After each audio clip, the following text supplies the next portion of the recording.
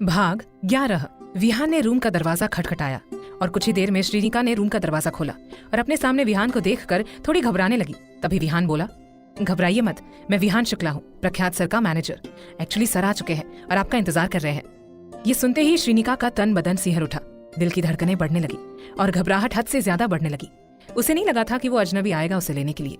उसके घबराए हुए चेहरे को देखकर विहान बोला, घबराने की कोई जरूरत नहीं है, आप ये बैग लीजिए और इनमें जो कपड़े हैं पहनकर जल्दी से तैयार होकर नीचे आ जाइए, हमें जल्दी ही निकलना है। श्रीनिका ने चुपचाप बैग ले लिया और रूम का दरवाजा बंद कर दिया। विहान ने उन गार्ड्स की तरफ देखा और बोला, हम नीचे जा रहे हैं, इन्हें ले आना अपने साथ। विहान तुरंत नीचे चला गया और प्रख्यात के बगल में खड़ा हो गया। प्रख्यात ने उसकी तरफ देखा तो विहान ने हाँ में अपनी गर्दन हिला दी। ये देखकर राणावत जी को दुनिया जहान का सुकून मिला और वो सच्ची शिद्दत से श्रीनिका का इंतजार करने लगे। वहीं सौम्या भी अपने रूम से निकलकर नीचे हॉल में आ गई और अपने सामने प्रख्यात राणावत को इतनी सुबह देखकर हैरान रह गई। विनोद ने उसे अपने पास खड़ा कर दिया। ऊपर श्रीनिका नहा धोकर तैयार हो गई और अपने आप को आईने में देखकर हैरानी से बोली, ये सब क्यों? उसने गहरी सांस ली और तुरंत रूम का दरवाजा खोलकर बाहर निकल आई और दोनों गार्ड्स के साथ आगे बढ़ने लगी। नीचे हॉल में राणावत जी अपनी शान और रौब से सोफे पर किसी राजा की तरह बैठे हुए थे और अपनी तेज नजरों से विनोद को घूर रहे थे, जिससे वो डर रहा था। अचानक से राणावत जी का दिल धक धक करने लगा। आसपास का माहौल बेहद आकर्षक और हसीन बनने लगा। प्रख्यात ने अपनी जुनूनी और बेताब नजरों से सीढ़ियों की तरफ देखा। तभी उसे एक खूबसूरत सी और मनमोहक सी लड़की अपनी नजरें झुकाकर डरी सहमी हुई सी बड़ी नजाकत से सीढ़ियों से नीचे उतर रही थी। उस लड़की को, उस रूप की मलिका को देखते ही प्रख्यात का तन बदन सिहर उठा, आंखों में शिद्दत और चमक बढ़ने लगी। बेताब और बेसब्र होकर वो तुरंत अपनी जगह से खड़ा हो गया और उस रूप की मलिका को एक टक बिना पल के झपकाए देखने लगा। लाल रंग की साड़ी में वो बेमिसाल खूबसूरती की रानी लग रही थी। श्रीनिका नजरें झुकाते हुए नीचे आ गई और एक तरफ खुद में सिमट कर खड़ी हो गई। वहीं उसकी खूबसूरती देख राणावत जी के होश उड़ गए थे। ए मेरी दिल मुबारक हो, यही तो प्यार है। ए मेरी दिल मुबारक हो, यही तो प्यार है। प्रख्यात ने महसूस किया कि उसका दिल तेज रफ्तार से धड़क रहा था, बदन सिहर उठा था और एक अलग ही एहसास उसे हुए जा रहा था। वहीं श्रीनिका को इतने सुंदर कपड़ों में देखकर सौम्या और सोनल तो जलकर राख होने लगी और नफरत से श्रीनिका को देखने लगी। श्रीनिका नजरें झुकाकर बड़ी सभ्यता और शालीनता से खड़ी थी, लेकिन उसका दिल जोरों से धड़क रहा था, बदन सिहर उठा था। सामने राणावत जी जो खड़े थे और उसे अपनी तपिश भरी निगाहों से देखे जा रहे थे। प्रख्यात उसे देखकर सब कुछ भूल गया था। तभी विहान चिंतित होकर बोला, अब क्या होगा सर? हमारी शादी, प्रख्यात बोला। विहान, फिर काव्या मैडम का क्या होगा? प्रख्यात चिढ़ते हुए, अब हमने अकेले ने तो हर किसी का ठेका नहीं ले रखा है। विहान ने तुरंत अपनी नजरें झुका ली और प्रख्यात ने भी श्रीनिका से अपनी नजरें हटा ली और अपनी भावनाओं को कंट्रोल करते हुए वापस सोफे पर रौब से बैठ गया और अपनी दमदार आवाज में बोला, तो मिस्टर विनोद शुक्ला, अब आपके पास 10 मिनट का वक्त है। जल्दी से अपना सामान पैक कीजिए और अपनी बीवी बेटी के साथ इस घर से निकल जाइए। प्रख्यात की बात सुनकर वो सब हैरान रह गए, श्रीनिका भी। विनोद डरते हुए बोला, आप कहना क्या चाहते हैं? हम इस घर से कैसे जा सकते हैं? ये हमारा घर है। प्रख्यात के चेहरे पर कुटिल मुस्कान आ गई और वो अपनी दाढ़ी मसलते हुए डरावने तरीके से बोला, ये घर और बगल वाली जमीन सब कुछ मिस्टर उमेंद्र शुक्ला के नाम था और उनकी मृत्यु के बाद बकायदा कानूनी तौर पर ये घर और जमीन उनकी इकलौती औलाद यानी कि उनकी बेटी श्रीनिका के नाम होता है। तो तुम तीनों का यहाँ कोई काम नहीं। आस पड़ोस से बातचीत करने पर पता चला हमें कि किस प्रकार से तुम तीनों इस कन्या के साथ पेश आते हो, इनकी क्या हालत करते हो। अब इतना महान काम कर चुके हो तो हमारी तरफ से ये इनाम भी रख लीजिए और चुपचाप इस घर से निकल जाइए, इससे पहले कि हमारे बेताब गार्ड्स अपने हाथों की खुजली आपसे दूर करवाए। प्रख्यात की धमकियां और उसकी खतरनाक बातें सुनकर सबके होश उड़ गए। विनोद और उसके परिवार की तो बैंड बजने लगी थी। विनोद हाथ जोड़कर बोला, ऐसा मत कीजिए प्लीज, सोचिए हम तीनों कहाँ जाएंगे, कैसे रहेंगे। प्रख्यात अपनी गर्दन को कभी दाई तरफ तो कभी बाई तरफ घुमाते हुए अपनी भारी आवाज में बोला, स्टेशन मास्टर की जॉब करते हो ना, तो एक घर किराए पर मिल ही जाएगा, वहां रह लेना अपने परिवार के साथ। चलिए अब जल्दी से इस घर से निकलो, हमें भी देरी हो रही है। प्रख्यात की बात सुनकर श्री नजरें उठाकर उसके कठोर और सख्त चेहरे की तरफ हैरानी से देखने लगी। वो अपने चाचा चाची के साथ ऐसा नहीं होने देना चाहती थी, लेकिन बोलने की हिम्मत नहीं कर पा रही थी।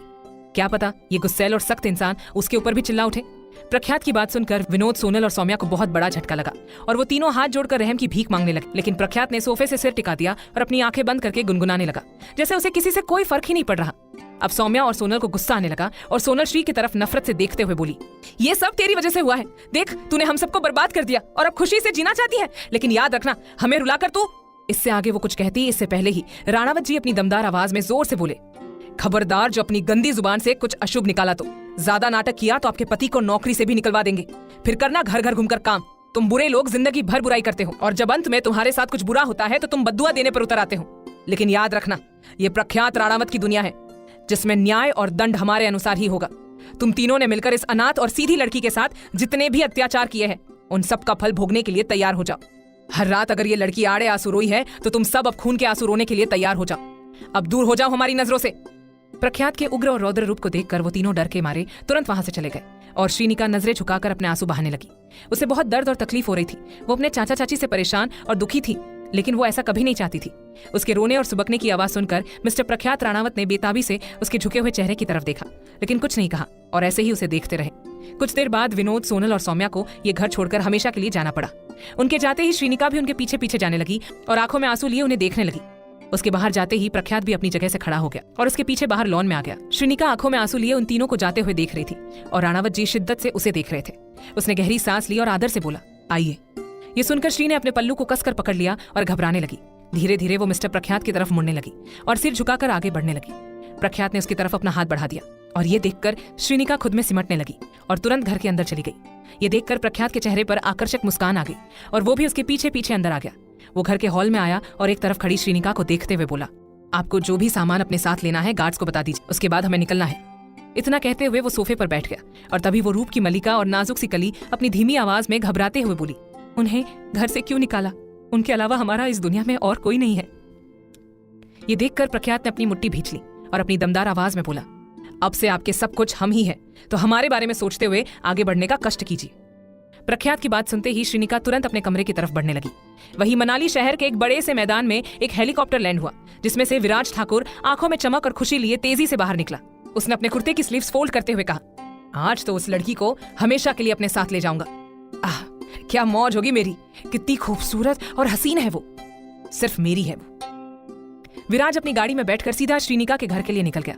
वहीं गार्ड्स ने श्रीनिका का सारा सामान पैक कर लिया और उसके साथ नीचे हॉल में आ गए। श्री भी नीचे आकर खड़ी हो गई। उसे देखते ही प्रख्यात अपनी जगह से खड़ा हुआ और आदर से बोला, आइए हमारे साथ। श्री के कदम आगे नहीं बढ़ पा रहे थे। ये देखकर प्रख्यात ने उसकी तरफ देखा और बोला, हमने कहा आइए हमारे साथ। श्री घबराते हुए बोली, नहीं। प्रख्यात ने अपनी मुट्ठी भींच ली और अपने गुस्से को बाहर आने से रोकते हुए बोला, हमारे पास वक्त की कमी है, चलिए अब पीछे मुड़कर देखने की कोई जरूरत नहीं है। हमारा हाथ थामकर एक नई जिंदगी की शुरुआत कीजिए। श्रीनिका का दिल धक धक करने लगा और वो अपनी जगह पर जमी सी खड़ी रही। ये देखकर मिस्टर प्रख्यात राणावत जी को अजीब सी बेचैनी होने लगी और वो बेसब्र होकर सख्ती से बोले, चलिए श्रीनिका, अब यहाँ आपका कोई नहीं, आपकी आगे की जिंदगी दिल्ली में शुरू होगी, हमारे और हमारे परिवार के साथ। ये सुनकर श्री ने आंखों में पानी लिए एक नजर उसकी तरफ देखा और उसकी जुनूनी निगाहों को देखकर तुरंत अपनी नजरें झुका ली और हिम्मत करते हुए अपने कदम आगे बढ़ा दिए। ये देखकर राणावत जी ने चैन की सांस ली और आगे बढ़ने लगे। श्री उनके पीछे पीछे चल रही थी। बाहर खड़ी रेंज रोवर के पास पहुंचकर प्रख्यात ने दरवाजा खोला और आदर से बोला, बैठिए। श्रीनिका चुपचाप गाड़ी के अंदर बैठ गई और प्रख्यात भी उसके बगल में उससे उचित मर्यादित दूरी बनाकर बैठ गया और उनकी गाड़ी तुरंत वहां से निकल गई।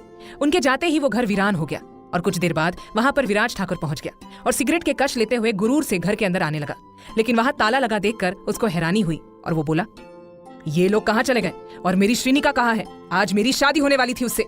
धीरे धीरे विराज को गुस्सा आने लगा और उसने आसपास पूछताछ की। तब पता चला कि विनोद और उसका परिवार तो शायद घर छोड़कर चला गया है और श्रीनिका को किसी गैर मर्द और उसके गार्ड्स के साथ कहीं जाते हुए देखा गया। ये सुनते ही विराज के गुस्से की सीमा नहीं रही। उसने अपनी मुट्ठी भींच ली और चिल्लाते हुए बोला, मैं किसी को नहीं छोड़ूंगा, सबकी जान ले लूंगा, खून की नदियां बहा दूंगा, लेकिन श्रीनिका को हासिल करके रहूंगा। मेरे और श्रीनिका के बीच में कोई भी नहीं आ सकता, कोई भी नहीं। इतना कहकर विराज ठाकुर भी अपनी गाड़ी में बैठकर तुरंत श्रीनिका को ढूंढने के लिए निकल गया। अब आगे क्या होगा जानने के लिए सुनिए अगला भाग सिर्फ प्रतिलिपि FM पर।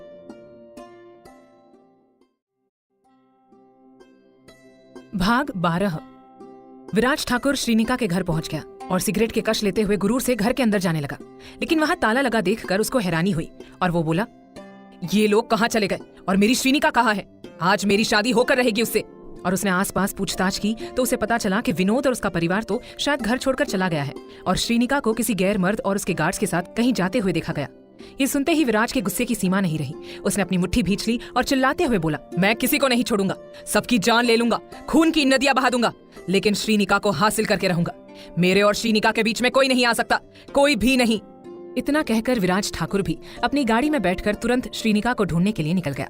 वही रेंज रोवर गाड़ी में श्रीनिका डरी सहमी और घबराई हुई सी एक कोने में सिमट कर बैठी हुई थी। नजरें झुकी हुई थी और वो अपनी उंगलियों को मोड़ते हुए कभी खिड़की से बाहर देखती तो कभी नीचे देखती। वही राणावत जी अपनी जुनूनी और शिद्दत भरी निगाहों से एकटक उसकी एक एक हरकत को नोटिस कर रहे थे। एक अलग ही उमंग और उत्साह राणावत जी के मन में छाया हुआ था, जिसका मतलब वो समझ नहीं पा रहे थे। बस ऐसा लग रहा था कि जो उनका है उसे वो अपने साथ हमेशा के लिए ले जा रहे हैं। श्री उदासी से बैठी हुई थी, उसे रोना आ रहा था। बहुत टेंशन हो रही थी कि आगे सब कुछ क्या और कैसे होगा। उसके चाचा चाची कहाँ गए होंगे और अब उसके खुद के साथ क्या होगा? क्या उसे इस अजनबी के साथ कहीं पर भी जाना चाहिए या नहीं?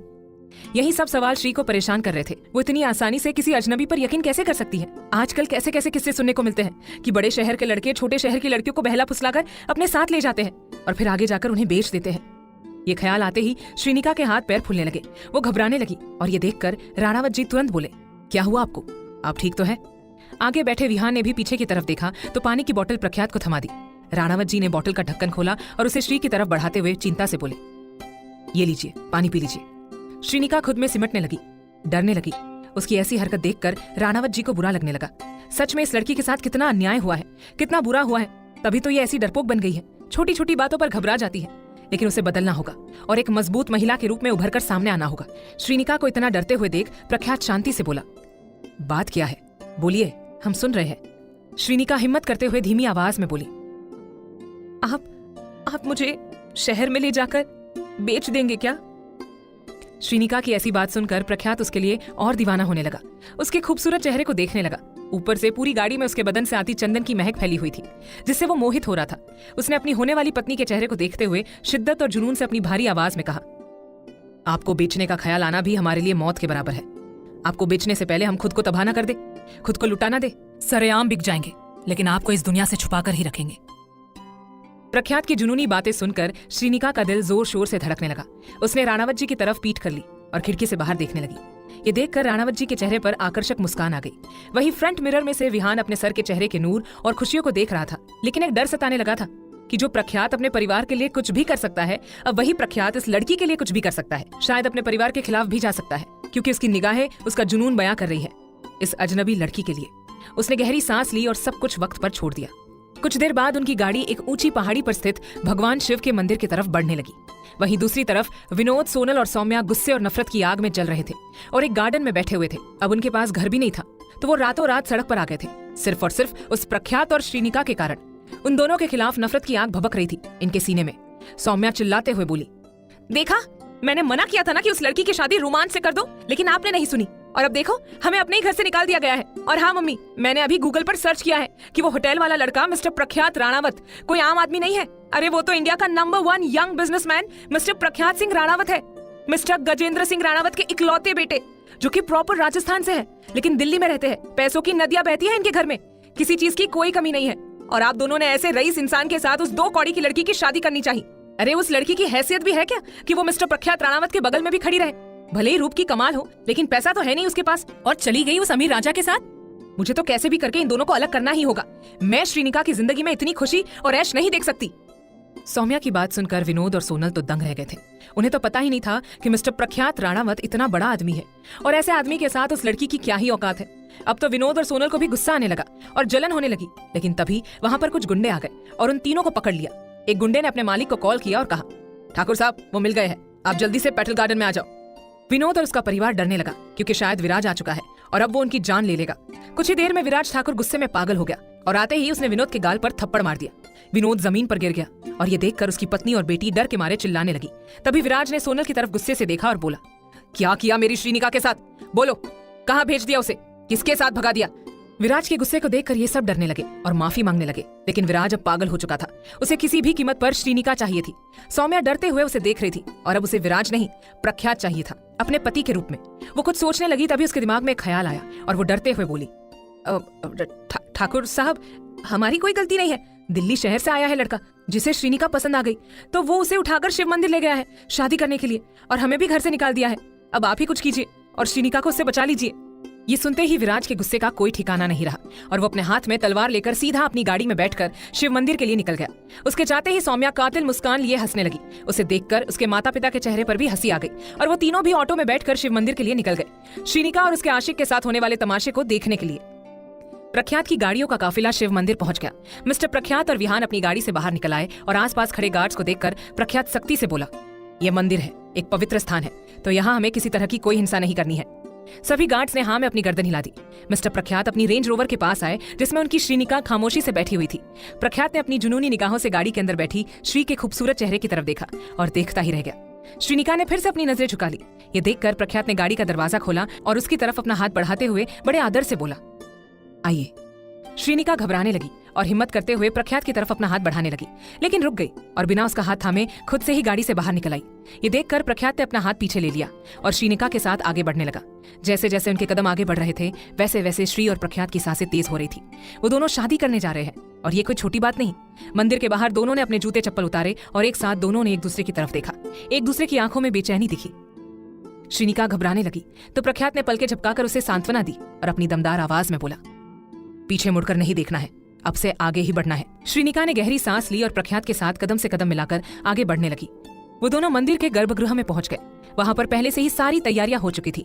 मंडप तैयार था, पंडित जी बैठे हुए थे। ये सब देखकर श्रीनिका ने अपनी मुट्ठी भींच ली और उसका दिल धक धक करने लगा।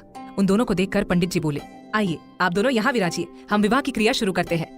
प्रख्यात ने श्रीनिका की तरफ देखा तो उसके कदम पीछे होने लगे। ये देखकर उसने श्री का हाथ पकड़ लिया। ये छुअन पाते ही उन दोनों का बदन सिहर उठा, सांसें तेज होने लगी। प्रख्यात ने तुरंत उसका हाथ छोड़ दिया और सख्त लहजे से बोला, आइए हमें देरी हो रही है। उसकी आवाज इतनी भारी थी कि श्री को आगे आना ही पड़ा। वो दोनों अपनी जगह पर बैठने ही वाले थे कि तभी उनके कानों में एक दमदार आवाज आई, रुक जाओ, श्रीनिका मेरी है, सिर्फ मेरी। ये सुनकर उन दोनों ने एक साथ सामने की तरफ देखा तो विराज ठाकुर अपने हाथ में तलवार लिए खड़ा नफरत से उनको देख रहा था। विराज को देखते ही श्रीनिका के पसीने छूटने लगे और वो तुरंत प्रख्यात के पीछे सिकुड़कर खड़ी हो गई और डरने लगी। उसे ऐसे डरते हुए देख मिस्टर प्रख्यात राणावत को इतना गुस्सा आया जिसकी कोई हद नहीं थी। ये कौन है बदतमीज जो मंदिर में हथियार लेकर आया है और उसकी वजह से श्रीनिका डर रही है? विहान आगे आया और गुस्से से बोला, कौन हो तुम और हिम्मत कैसे हुई यहाँ आने की? विराज, हिम्मत तो तुम लोगों ने की है, मेरी मंगेतर को मुझसे छीन कर भगा कर लाए हो और अब तुम देखो कैसे मैं तुम्हें बेरहमी से मारता हूँ। प्रख्यात अपनी तेज और कुटिल निगाहों से उसे देख रहा था। तभी उसके पीछे बॉडीगार्ड्स हथियार लिए दिखाई दी तो मिस्टर प्रख्यात राणावत जी ने उन्हें अपनी आंखों के इशारे से वहां से जाने के लिए कह दिया। गार्ड्स तुरंत वहां से चले गए। प्रख्यात ने उस विराज को ऊपर से नीचे तक देखते हुए कटाक्ष में कहा, वेलकम मिस्टर विराज ठाकुर, हमारी शादी में आपका स्वागत है। विराज गुस्से से बोला, ये लड़की मेरी है, सिर्फ मेरी। ये सुनकर प्रख्यात ने अपनी मुट्ठी भींच ली और अपने गुस्से को कंट्रोल करते हुए विहान से बोला, ये मरेगा आज, इसे शांति से समझा देंगे, जो ये नहीं माना तो आप हमें मत रोकना। विहान घबराते हुए बोला, सर प्लीज आप आराम से शादी कीजिए, इसे तो हम और गार्ड संभाल लेंगे। उन दोनों की बातें सुनकर विराज तलवार लेकर मंदिर के अंदर आने लगा। तभी प्रख्यात अपनी भयंकर और गुस्सेल खुंखार आवाज में चिल्लाया और बोला, वही खड़े रहना वरना। प्रख्यात की तूफानी आवाज सुनकर श्रीनिका तो डर के मारे ईश्वर की प्रतिमा के पास जाकर सिकुड़ कर खड़ी हो गई। वहीं मंदिर की तरफ बढ़ते विनोद और उसके परिवार वाले भी दंग रह गए और तेजी से आगे बढ़ने लगे। एक बार के लिए तो विराज के भी होश उड़ गए और उसके कदम अपने आप ही वहीं ठहर गए। प्रख्यात ने अपना कोट उतारकर विहान की तरफ फेंक दिया और अपने शर्ट की स्लीव्स फोल्ड करते हुए असीम क्रोध लिए उस विराज ठाकुर की तरफ बढ़ने लगा। उसे अपने पास आता देख विराज को अजीब सा डर लगने लगा और उसके कदम पीछे होने लगे। विनोद और उसका परिवार भी डर के मारे एक तरफ खड़ा हो गया। प्रख्यात मंदिर के प्रांगण से बाहर निकल आया और उस विराज को अपनी लाल और गुस्सेल से पूर्ण निगाहों से घूरते हुए जोर से बोला, अब बोल क्या करेगा तू? विराज हड़बड़ाते हुए बोला, वो मेरी है, मेरी श्रीनिका है मेरी। ये सुनते ही मिस्टर प्रख्यात को और भी ज्यादा गुस्सा आया और उसने सीधा विराज के गाल पर जोरदार थप्पड़ मार दिया, जिससे विराज तो सीधा जमीन पर गिर गया और उसके हाथ से तलवार छूट गई। ये नजारा देखकर सभी के होश उड़ गए, खासकर श्रीनिका के। वो कितना खतरनाक इंसान है जो किसी से भी डरता नहीं है। प्रख्यात जमीन पर पड़े विराज के पास आया और उसे उंगली दिखाते हुए गुस्से से बोला, श्रीनिका सिर्फ हमारी है और हमारी ही रहेगी, अंडरस्टूड? विराज को भयंकर गुस्सा आया। वो तुरंत अपनी जगह से खड़ा हुआ और जोर से बोला, तुम्हारी इतनी हिम्मत कि तुमने एक एमएलए के ऊपर हाथ उठाया है? अरे तुम्हारी औकात क्या है जो तुम एक एमएलए के सामने भी खड़े रहो? इसका अंजाम बहुत बुरा होने वाला है। विराज की बात सुनकर मिस्टर प्रख्यात सिंह राणावत के चेहरे पर कातिल मुस्कान आ गई, जो इतनी डरावनी और रहस्यमय थी कि सब लोग हैरान रह गए। तभी प्रख्यात ने अपनी पैंट की जेब की तरफ इशारा किया और गुरूर से बोला, तुम जैसे 36 एमएलए को अपनी जेब में लेकर घूमते हैं हम। जरा अपने बाप श्री राम अधिराज ठाकुर से एक बार हमारे बारे में पूछ तो लेना था और फिर यहाँ आना चाहिए था। प्रख्यात के खतरनाक चेहरे और उसकी बात को सुनकर सबको डर लग रहा था और विराज को भी अजीब सा डर लग रहा था कि कहीं उसने गलत इंसान से पंगा तो नहीं ले लिया। लेकिन वो झूठी शान और रौब से बोला, तुम मुझे डरा नहीं सकते, द ग्रेट विराज ठाकुर हूं मैं, इस मनाली शहर का राजा हूं और मेरी रानी। इससे आगे वो कुछ कहता तभी प्रख्यात जोर से बोला, आखिरी बार कह रहे हैं हम, हमारी पत्नी का नाम भी मत लेना। वरना एक राजनेता को जान से मारने का इल्जाम भी हमारे ऊपर कोई लगा नहीं पाएगा। ऐसा गायब करवाएंगे तुम्हें कि। ये सुनकर तो विराज के माथे पर पसीना आने लगा। वो पीछे हटने लगा तो मिस्टर प्रख्यात राणावत उसके करीब बढ़ने लगे। ये देखकर विराज और ज्यादा डरने लगा और हड़बड़ा कर बोला, वही खड़े रहो, मैं अभी अपने पापा को बुलाता हूँ और तुम्हें तुम्हारी असली जगह दिखाता हूँ। प्रख्यात के चेहरे पर कातिल मुस्कान आ गई। उसने बड़े एटीट्यूड से अपनी पैंट की जेब में हाथ डाल दिया और उसे घूरते हुए शान और गुरूर से बोला, हाँ जरूर बुलाइए उन्हें भी, और फिर तुम सब हमारी और श्रीनिका की शादी के नायाब मेहमान बनना, हमें अच्छा लगेगा। और अगर तुम कहो तो हम बुला दे अधिराज ठाकुर जी को। ये सुनकर विराज ने डर के मारे जल्दी से अपने पापा को फोन करके बुलाया। कुछ देर बाद मंदिर के बाहर मिस्टर प्रख्यात सिंह राणावत अपनी पैंट की जेब में हाथ डालकर बड़े एटीट्यूड और शान से गाना गुनगुनाते हुए इधर उधर टहल रहे थे।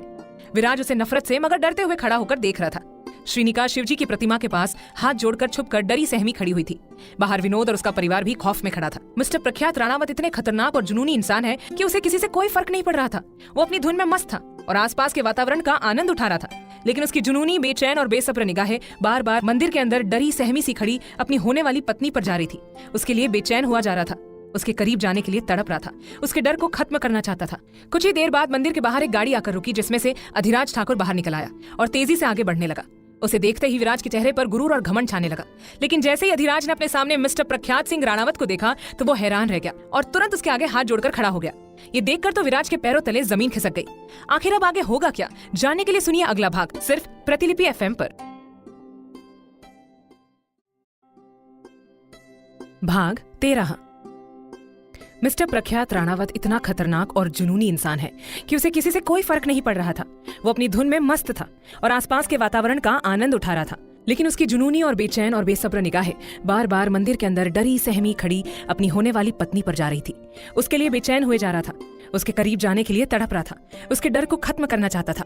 कुछ देर बाद ही मंदिर के बाहर एक गाड़ी आकर रुकी, जिसमें से अधिराज ठाकुर बाहर निकल आया और तेजी से आगे बढ़ने लगा।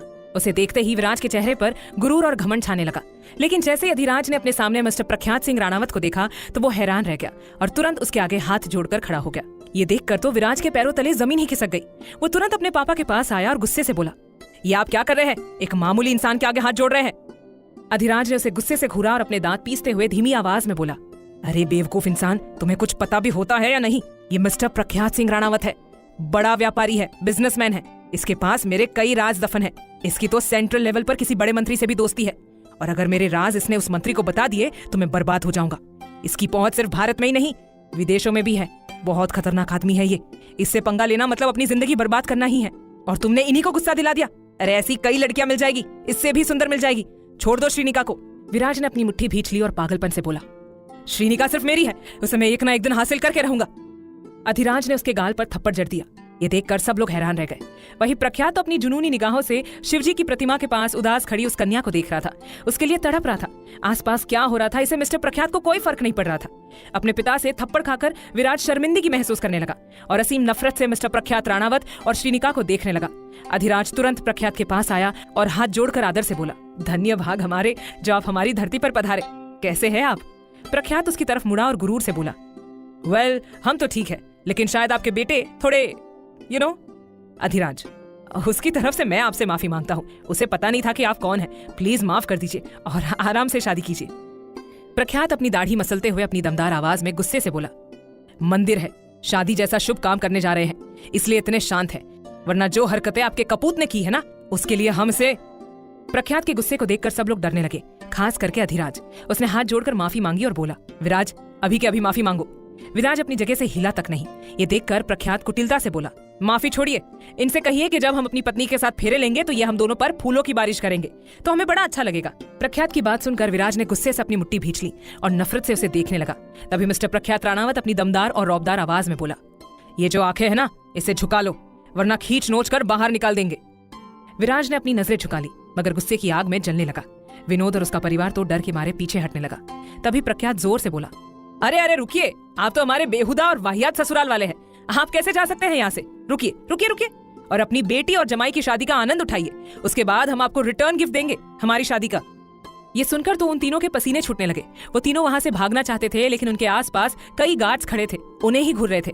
प्रख्यात ने अपनी गर्दन को कभी दाई तरफ तो कभी बाई तरफ मोड़ते हुए अपनी दमदार आवाज में कहा, विहान, मेहमानों के बैठने की व्यवस्था तो कीजिए।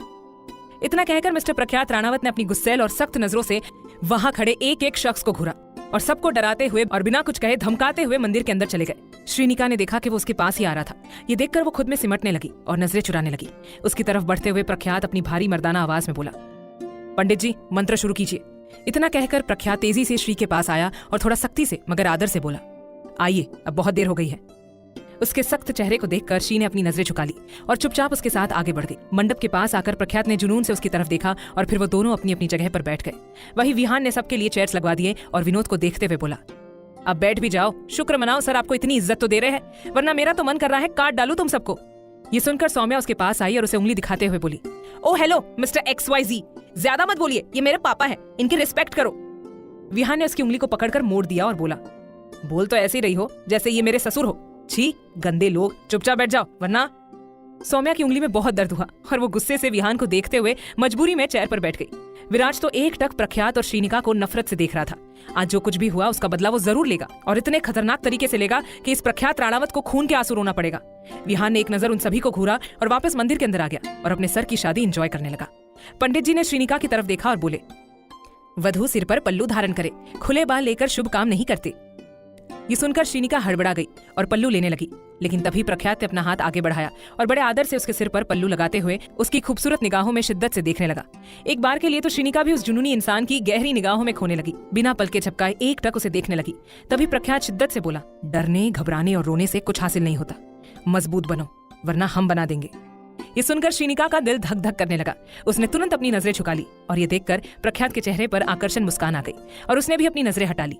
सिर पर पल्लू लगाए बैठी श्रीनिका बेहद खूबसूरत लग रही थी और उसे देख देख कर सौम्या नफरत में जल रही थी। वो इतनी आसानी से श्री की जिंदगी में खुशियां कैसे आने दे सकती है। पंडित जी बोले, वधू के कन्यादान के लिए इनके माता पिता आगे आए। ये सुनकर श्री की आंखें भर आई और वही विनोद के चेहरे पर गुरूर छाने लगा कि अब उसे बुलाया जाएगा। लेकिन तभी प्रख्यात अपनी दमदार आवाज में बोला, इनके माता पिता इस दुनिया में नहीं है और मायके की तरफ से इनका कोई भी नहीं है। इनके सब कुछ, इनके आगे पीछे सिर्फ हम ही हैं। ये सुनकर तो श्रीनिका का दिल जोर शोरों से धड़कने लगा, आंखों में आंसू आ गए। वो एक टक प्रख्यात राणावत जी का चेहरा देखने लगी। कुछ तो खास है इस इंसान में जो सबसे अलग है। ये बार बार ऐसा कुछ कर जाता है कि श्रीनिका निशब्द हो जाती है। राणावत जी की बात सुनकर पंडित जी कुछ कहते इससे पहले ही विहान बोला, पंडित जी, पिताजी नहीं है तो क्या हुआ, कन्यादान की रस्म भाई भी तो कर सकता है। हम इन्हें अपनी बहन मानकर ये रस्म करना चाहते हैं। विहान की बात सुनकर प्रख्यात को उस पर गर्व होने लगा और उसे देखकर विहान खुश होने लगा और वही श्रीनिका भावुक होने लगी। उसे नहीं लगा था कि उसके लिए भी इस दुनिया में रिश्ते होंगे। नजरें झुकाकर वो आंसू बहा रही थी और ये देखकर राणावत जी के सीने में दर्द हो रहा था, लेकिन वे खुद को कंट्रोल कर रहे थे। विहान आगे आया और उसने कन्यादान की रस्म अदा करते हुए श्रीनिका का हाथ प्रख्यात के हाथ में सौंपते हुए कहा, देखिए राणावत जी, हमारी बहन का ख्याल रखना और इनके जो ये आंसू बह रहे हैं ये आखिरी होने चाहिए, क्योंकि इसके बाद इनकी जिंदगी में सिर्फ खुशियां होनी चाहिए। विहान हंसने लगा और प्रख्यात कटाक्ष में मुस्कुराते हुए बोला, जरूर साले साहब। विहान को हंसी आ गई, लेकिन उन दोनों ने देखा कि एक बार भी श्रीनिका के चेहरे पर हंसी तो दूर, छोटी सी मुस्कान भी नहीं आई। ये देखकर राणावत जी ने गहरी सांस ली और सच्ची शिद्दत से अपने मन में बोले, बहुत मेहनत करनी होगी इनके ऊपर। प्रख्यात ने अपनी जुनूनी और शिद्दत भरी निगाहों से श्रीनिका की झुकी हुई पलकों को देखा और धीमी आवाज में जुनून से बोले, सब कुछ बदल देंगे। ये सुनकर श्रीनिका की सांसें तेज होने लगी, दिल धक धक करने लगा और आसपास का माहौल बेहद आकर्षक बनने लगा। लेकिन मजाल है जो उसने नजर उठाकर अपने होने वाले पति के सामने देखा हो। कुछ देर बाद पंडित जी बोले, वर और वधू अब फेरों के लिए खड़े हो जाए और एक दूसरे को माला भी पहनाए। प्रख्यात तुरंत अपनी जगह से खड़ा हुआ और श्रीनिका भी खड़ी होने लगी। तभी प्रख्यात ने उसकी तरफ अपना हाथ बढ़ा दिया। श्रीनिका की हिम्मत नहीं थी कि वो उसका हाथ थाम सके, लेकिन राणावत जी का जुनून हर हद पार कर चुका था, इसलिए उन्होंने सामने से उसका हाथ पकड़कर उसे खड़ा कर दिया और पंडित जी ने उनकी तरफ माला बढ़ा दी, जिसे दोनों ने अपने हाथ में ले ली। प्रख्यात जैसे ही उसे माला पहनाने लगा, तभी उसकी निगाहों के सामने उसके माता पिता, चाचा चाची और पूरे परिवार का ख्याल आने लगा। घर पर सब लोग उसका इंतजार कर रहे हैं। कल उसकी काव्या के साथ सगाई है। ये सब सोचते ही प्रख्यात को गुस्सा आने लगा, हद से ज्यादा बेचैनी होने लगी। लेकिन तभी उसने श्री के चेहरे को देखा तो वो सब कुछ भूल गया और अपने जुनून में आगे बढ़ते हुए उसने श्रीनिका को माला पहना दी। श्रीनिका ने गहरी सांस ली और उसने भी राणावत जी को माला पहना दी। ये देखकर प्रख्यात को दुनिया जहान का सुकून मिला, जैसे कि जो उसे चाहिए था वो सब उसका होने जा रहा है। पंडित जी ने मंत्रों का जाप शुरू किया। पहले 3 फेरों में श्रीनिका आगे चलने लगी और उसे शिद्दत से देखते हुए राणावत जी उसके पीछे पीछे चलने लगे। अग्नि को साक्षी मानकर वो दोनों एक दूसरे से जुड़ने जा रहे हैं, हमेशा के लिए एक दूसरे के होने जा रहे हैं, शादी जैसे पवित्र बंधन में बंधने जा रहे हैं। श्रीनिका को बहुत रोना आ रहा था और वो रो भी रही थी और उसकी तकलीफ देखकर प्रख्यात अंदर ही अंदर जल रहा था और नफरत से विनोद और उसके परिवार वालों को देख रहा था। वो इनसे बदला लेकर रहेगा। 3 फेरों के साथ प्रख्यात आगे आ गया और उसने श्रीनिका का हाथ पकड़ लिया। ये देखकर सौम्या की आंखें आग उगलने लगी। अपने पत्नी के हाथ को थामकर राणावत जी फेरे लेने लगे।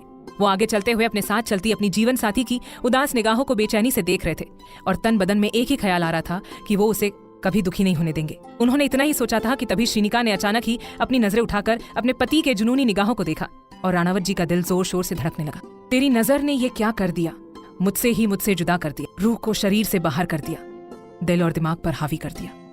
श्रीनिका राणावत जी को देखते हुए अपने मन में बोली, कहीं मेरी वजह से आपकी जिंदगी में कोई दिक्कत ना हो, क्योंकि ये विराज ठाकुर इतनी आसानी से हार नहीं मानेगा। श्रीनिका ने इतना कहा ही था कि तभी राणावत जी सच्ची शिद्दत से बोले, हम सब कुछ संभाल लेंगे, सब कुछ हमारे ऊपर छोड़ दीजिए। प्रख्यात की बात सुनकर तो श्रीनिका हैरान रह गई। ये खतरनाक इंसान तो उसके मन की बात भी सुन लेता है। श्रीनिका ने तुरंत अपनी नजरें झुका ली और ये देखकर राणावत जी के चेहरे पर बेहद आकर्षक और शानदार मुस्कान आ गई और वो दोनों फेरे लेने लगे। फेरों के बाद दोनों ने फिर से अपना अपना स्थान ग्रहण किया। पंडित जी मंगलसूत्र आगे बढ़ाते हुए बोले, वर वधु को मंगलसूत्र पहनाए। प्रख्यात ने मंगलसूत्र लिया और बिना देरी किए श्रीनिका को पहना दिया और बाद में चांदी के सिक्के पर सिंदूर लेकर श्रीनिका की मांग की तरफ बढ़ने लगा। श्रीनिका का दिल धक धक कर रहा था। उसने अपनी मुट्ठी कसकर बंद कर ली थी और आंखें बंद कर ली थी। राणावत जी की सांसें तेज हो रही थी, दिल की धड़कनें बेकाबू हो गई थी और निगाहों में जुनून के साथ साथ बेचैनी भी झलक रही थी। लेकिन उसने तुरंत श्रीनिका की मांग में सिंदूर भर दिया और सिंदूर का कुछ हिस्सा श्री की छोटी सी नाक पर गिर गया। श्रीनिका ने एक अलग ही सुकून और सुख हासिल किया और अपनी निगाहों को सुकून से बंद कर दिया। अब वो बदल चुकी है, उसका अस्तित्व भी अब बदल चुका है। अब वो किसी की सुहागन है, किसी की जीवन संगनी है। अब वो मिस्टर प्रख्यात सिंह राणावत की पत्नी मिसेस श्रीनिका प्रख्यात सिंह राणावत है। पंडित जी बधाई हो, आज से आप दोनों पति पत्नी हुए। आपका जीवन सुखद रहे, गौरी शंकर की कृपा आप दोनों पर बनी रहे। आज से आप दोनों पति पत्नी हुए। ये वाक्य इन दोनों के कान में गूंज रहा था। दोनों का दिल धक धक कर रहा था। पूरे बदन में अलग ही सुकून और सिहरन पैदा हो रही थी। वही सौम्या और विराज नफरत से उन दोनों को देख रहे थे और अपना बदला लेने के लिए बेकरार थे। प्रख्यात अपनी जगह से खड़ा हुआ और उसने अपनी बीवी का हाथ पकड़कर उसे भी खड़ा कर दिया। उन दोनों ने सबसे पहले भगवान के दर्शन किए। उनसे आशीर्वाद लेने के बाद पंडित जी के पैर छूकर आशीर्वाद प्राप्त किए और उन्हें दक्षिणा दी। श्रीनिका का रूप और ज्यादा खिल रहा था। वो एक खूबसूरत सुहागन लग रही थी, लेकिन अभी भी डरी सहमी हुई थी। प्रख्यात ने उसे एक चेयर पर बैठा दिया और कटाक्ष में बोला, आप बैठिए, हम जरा हमारे मेहमानों से मुलाकात करके आते हैं। प्रख्यात तुरंत मंदिर से बाहर निकल आया और उन सभी की तरफ अपनी तेज और सख्त नजरों से देखते हुए अपनी दमदार आवाज में बोला, हमें बहुत अच्छा लगा कि आप सब हमारी शादी के गवाह बने। इतना भर भर के हम दोनों को आशीर्वाद दिया। तो चलिए अब हमारी बारी है रिटर्न गिफ्ट देने की। तो सबसे पहले बात करते हैं मिस्टर विनोद शुक्ला जी और उनके परिवार की। तो आप लोगों ने जो एक जीती जागती इंसान को पत्थर की पुतली बना दिया है, जो अब ठीक से मुस्कुरा भी नहीं सकती है, उसके लिए आपका बहुत बहुत शुक्रिया। तो हमारी तरफ से आपके लिए तोहफा है कि आपको आपके स्टेशन मास्टर की जॉब से बर्खास्त किया जाता है। अब आप आराम से ही आराम कीजिए और अपनी बेटी बीवी के साथ मिलकर साजिशें कीजिए। मिस्टर प्रख्यात की बात सुनकर विनोद और उसके परिवार के पैरों तले जमीन खिसक गई। विनोद तो तुरंत प्रख्यात के पैरों में गिर गया और गिड़गिड़ाते हुए बोला, ऐसा मत कीजिए प्लीज, हम सड़क पर आ जाएंगे, प्लीज दया कीजिए। प्रख्यात अपनी सख्त और कठोर आवाज में बोला, माफ कर दिया था ना, सिर्फ घर से ही निकाला था, तो क्यों हमारी शादी के बीच में आए? क्यों इस 2 कौड़ी के विराज ठाकुर को यहाँ का पता बताया? क्यों हमारी पत्नी की जिंदगी को नरक बना दिया था? अब भुगतो, क्योंकि हमें माफ करना पसंद नहीं, माफी देना हमारी फितरत में नहीं।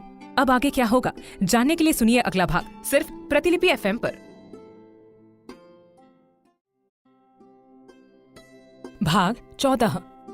मिस्टर प्रख्यात की बात सुनकर विनोद और उसके परिवार के पैरों तले जमीन खिसक गई। विनोद तो तुरंत प्रख्यात के पैरों में गिर गया और गिड़गिड़ाते हुए बोला, ऐसा मत कीजिए प्लीज, हम सड़क पर आ जाएंगे, प्लीज दया कीजिए। प्रख्यात अपनी सख्त और कठोर आवाज में बोला, माफ कर दिया था ना, सिर्फ घर से ही निकाला था, तो क्यों हमारी शादी के बीच में आए? क्यों इस 2 कौड़ी के विराज ठाकुर को यहाँ का पता बताया? क्यों हमारी पत्नी की जिंदगी को नर्क बना दिया था? अब भुगतो, क्योंकि हमें माफ करना पसंद नहीं, माफी देना हमारी फितरत में नहीं। विनोद की तो हालत खराब हो गई थी। अगर उसकी नौकरी चली गई तो वो पूरी तरह से सड़क पर आ जाएगा। उसकी बेटी और पत्नी की जिंदगी खराब हो जाएगी। सौम्या और सोनल की भी हालत खराब हो रही थी। सोनल भी मिस्टर प्रख्यात के आगे हाथ जोड़कर खड़ी थी, लेकिन मिस्टर प्रख्यात ने किसी की नहीं सुनी और तीनों को इग्नोर करते हुए विराज की तरफ देखा, जो मंदिर के अंदर चेयर पर बैठी हुई श्रीनिका की तरफ देख रहा था। ये देखते हुए प्रख्यात अपनी सख्त और कठोर आवाज में जोर से बोला, मिस्टर विराज ठाकुर, बड़ी खुशी हो रही है आपको बताते हुए कि श्रीनिका अब श्रीनिका प्रख्यात सिंह राणावत बन चुकी हैं और अपनी आखिरी सांस तक यही उनका नाम और पहचान होगी। तो अब जरा अपनी नजरें उनसे हटा लीजिए, वरना हमें अपनी दरिंदगी पर उतरना होगा, जो कि बड़ा भारी पड़ेगा तुम्हें। प्रख्यात की बात सुनकर विराज ने अपनी मुट्ठी भींच ली और गुस्से से बोला, मैं वादा करता हूँ तुमसे कि एक ना एक दिन इस लड़की को मैं तुमसे छीन कर ले जाऊंगा और तुम कुछ नहीं कर पाओगे, कुछ भी नहीं। विराज का इतना कहना ही था कि तभी प्रख्यात के चेहरे पर बेहद खतरनाक और कातिल मुस्कान आ गई। उसने जेब से अपना मोबाइल निकाला और किसी को कॉल लगा दिया और बड़े स्टाइल और एटीट्यूड से फोन पर बात करते हुए बोला, हाँ, मनाली शहर के MLA साहब के खिलाफ जितने सबूत दिए थे उन्हें तुरंत हिमाचल प्रदेश की पुलिस और दिल्ली पुलिस को सौंप दिया जाए। कल शाम तक हमें खुशखबरी मिल जानी चाहिए। इतना कहकर राणावत जी ने कॉल कट किया और अपनी कातिल निगाहों से विराज के घबराए हुए और सदमा लगे हुए चेहरे को देखा और बोले, मिस्टर प्रख्यात सिंह राणावत ये सब कर सकता है और ये तो बहुत छोटी चीज हो गई। यू डोंट इवन नो कि हम क्या क्या कर सकते हैं। याद रखना, अगर प्रख्यात किसी की जिंदगी बसा सकता है ना, तो कईयों की उजाड़ भी सकता है, और उनमें तुम और विनोद शामिल हो। प्रख्यात की बात सुनकर विराज और अधिराज के पैरों तले जमीन खिसक गई। अगर विराज ठाकुर के खिलाफ सबूत पुलिस को मिल गए, फिर तो विराज ठाकुर का पूरा राजनीति करियर खत्म हो जाएगा और उसे अपने पद से भी इस्तीफा देना पड़ेगा। अधिराज को गुस्सा आने लगा। उसने अपने बेटे को कितना समझाया था कि प्रख्यात राणावत से पंगा ना ले, लेकिन वो समझता ही नहीं है और अभी भी श्रीनिका के ऊपर हक जता रहा है और इतने बड़े बिजनेसमैन को धमकी दे रहा है कि वो उसकी पत्नी को उठाकर ले जाएगा। ऐसे में कोई भी शांत कैसे रहेगा? फिर ये तो प्रख्यात सिंह राणावत है। प्रख्यात बेहद आकर्षक और डरावने तरीके से अपनी दाढ़ी को मसलते हुए अपनी दमदार आवाज में बोला, अधिराज, अभी भी वक्त है, अपने बेटे को संभाल लीजिएगा। अभी तो सिर्फ पद हाथ से जाने वाला है। अगर ये सुधरा नहीं तो कहीं इसकी जिंदगी इसके हाथ से न चली जाए। अधिराज ने हाथ जोड़ लिए और लाचारी से बोला, प्लीज एक आखिरी मौका दे दीजिए। मैं वादा करता हूँ कि आज के बाद मेरा बेटा आपकी जिंदगी में कभी दखल नहीं देगा। प्लीज एक आखिरी मौका। प्रख्यात अपनी आंखें बंद करके आसपास के वातावरण का आनंद लेते हुए बोला, सोच कर बताएंगे। विराज ने उसे नफरत से देखा और गुस्से से वहां से चला गया। उसके पीछे पीछे अधिराज भी वहां से चला गया। उसने सोच लिया था कि वो बाद में आराम से प्रख्यात सिंह राणावत से मिलेगा, उनसे शांति से कॉल पर बात करेगा, उन्हें समझाएगा और अपने बेटे के फ्यूचर को बचा ही लेगा, क्योंकि वो जानता है कि प्रख्यात उसकी बात जरूर मानेगा। उनके जाते ही प्रख्यात ने जमीन पर बैठे विनोद की तरफ देखा और बोला, उठ जाइए, क्योंकि वाकई में हमें बिल्कुल दया नहीं आती। वो दोनों तो चले गए, अब तुम तीनों यहाँ से जाने का क्या लोगे? शायद इससे भी ज्यादा हमें आपके साथ बुरा करना चाहिए। विनोद सर झुकाकर लाचारी से बोला, प्लीज मुझे मेरी नौकरी लौटा दीजिए, वरना मैं बर्बाद हो जाऊंगा। प्लीज समझने की कोशिश कीजिए, प्लीज। प्रख्यात को कोई फर्क नहीं पड़ रहा था। वो ऐसे ही खड़ा होकर अपनी तेज नजरों से आसपास की खूबसूरती को देख रहा था। तभी उसके कानों में बेहद आकर्षक, मीठी, प्यारी और मनमोहक आवाज आई, प्लीज माफ कर दीजिए ना। ये आवाज सुनते ही राणावत जी का तो दिल धक धक करने लगा। पूरे बदन में सिहरन दौड़ पड़ी और वो बेताब होकर तुरंत पलट गए तो देखा उनकी नई नवीली दुल्हन सिर पर पल्लू लिए, उनके नाम की मांग भरकर गले में मंगलसूत्र धारण किए और अपनी खूबसूरत निगाहों में बेचैनी और दया भाव लिए अपने चाचा चाची को देख रही थी। उफ, उस मोहिनी को देखकर तो राणावत जी ढेर हो गए। पलके झपकाना तक भूल गए और बस अपनी तपिश भरी निगाहों से अपनी बीवी को देखते रहे। श्रीनिका बड़ी नजाकत और सलीके से चलते हुए आगे बढ़ने लगी और ये देखकर प्रख्यात का दिल जोर से धड़कने लगा। वो बेचैन और बेताब होने लगा। उसकी पत्नी उसके पास आ रही थी। उसने अपनी मुट्ठी भींच ली और अपनी जुनूनी निगाहों से उसके बदन को ऊपर से नीचे तक देखने लगा। अब वो अपनी किसी भी तरह की नजरों से श्रीनिका को देख सकता है। अब तो वो उसकी पत्नी है, उस पर सिर्फ राणावत जी का हक है। प्रख्यात ने सबसे पहले उसके बदन से लिपटी लाल साड़ी को देखा, जिसकी फिटिंग उसके बदन पर बेहद आकर्षक और परफेक्ट थी। वो कमाल की खूबसूरत और हसीना लग रही थी। फिर उसके गोरे गोरे हाथ देख, जिनमें उसने दोनों हाथों में 4-4 लाल कांच की चूड़ियां पहनी हुई थी। धीरे धीरे ऊपर देखा तो साड़ी में से उसका गोरा सा पेट हल्का सा दिख रहा था और ऊपर नजरें गई तो इस बार राणावत जी ने अपनी नजरें झुका ली और फिर सीधा उसके चेहरे को देखा, जिस पर कोई मेकअप नहीं था लेकिन फिर भी चमक रहा था। लाल गाल, पतले गुलाबी होठ, तीखी छोटी सी नाक, बड़ी बड़ी आंखें और झपकती पलके, माथे पर लगी लाल बिंदी, भरी हुई मांग और कानों में पहने हुए छोटे छोटे झुमके। मिस्टर प्रख्यात राणावत अपनी पत्नी को पूरे हक और जुनून से देख रहे थे। अब तो उनका हक बनता ही है। इतनी खूबसूरत और सौम्य पत्नी को देखकर राणावत जी के चेहरे पर आकर्षक मुस्कान आ गई। उन्होंने बेहद आकर्षक तरीके से अपनी दाढ़ी को मसलते हुए अपनी बीवी की तरफ देखा, जो उनके ठीक सामने आकर खड़ी हो गई और अपनी नजरें झुकाकर हाथ जोड़कर धीमी आवाज में निवेदन करते हुए बोली, राणावत जी। उफ, ये सुनकर तो प्रख्यात के होश ही उड़ गए। एक अलग सा लेकिन बेहद खूबसूरत एहसास उन्हें होने लगा। इस कन्या के मुंह से खुद के लिए राणावत जी सुनकर तो प्रख्यात एक अलग ही दुनिया में पहुंच गया। उसने कसकर अपनी मुट्ठी भींच ली और तेज तेज सांसें लेने लगा। उनकी जुनून और शिद्दत भरी नजरें श्रीनिका की झुकी हुई पलकों को देख रही थी। तभी वो चंदन से महकती कन्या फिर से आदर और सौम्यता से बोली, राणावत जी, आप मुझे सुन रहे हैं ना? ये सुनकर मिस्टर प्रख्यात जुनून और तलब से बोले, सिर्फ आपको, just you and only you. ये सुनकर श्रीनिका का दिल जोर से धड़कने लगा।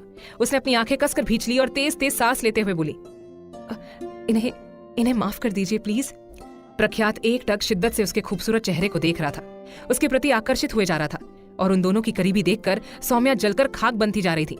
वो साफ देख रही थी कि श्री को किन नजरों से मिस्टर प्रख्यात देख रहे हैं। कितना जुनून और दीवानापन है उनकी निगाहों में।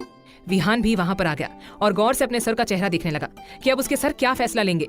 श्रीनिका का तन बदन सिहर उठा। वो देख नहीं रही थी लेकिन उसे महसूस हो रहा था कि प्रख्यात उसे ही घूर रहा है। कोई जवाब नहीं मिलने पर वो फिर से निवेदन करते हुए बोली, प्लीज राणावत जी। ये सुनकर तो मिस्टर प्रख्यात के सीने में अजीब सी बेचैनी होने लगी। वो तुरंत अपने ख्यालों से बाहर आए और अपने बीवी के जोड़े हुए हाथों को देखकर अपनी सख्त आवाज में बोले, ऐसे घटिया लोगों की सिफारिश हमसे मत कीजिए। हम मर जाएंगे लेकिन इन्हें माफ नहीं करेंगे।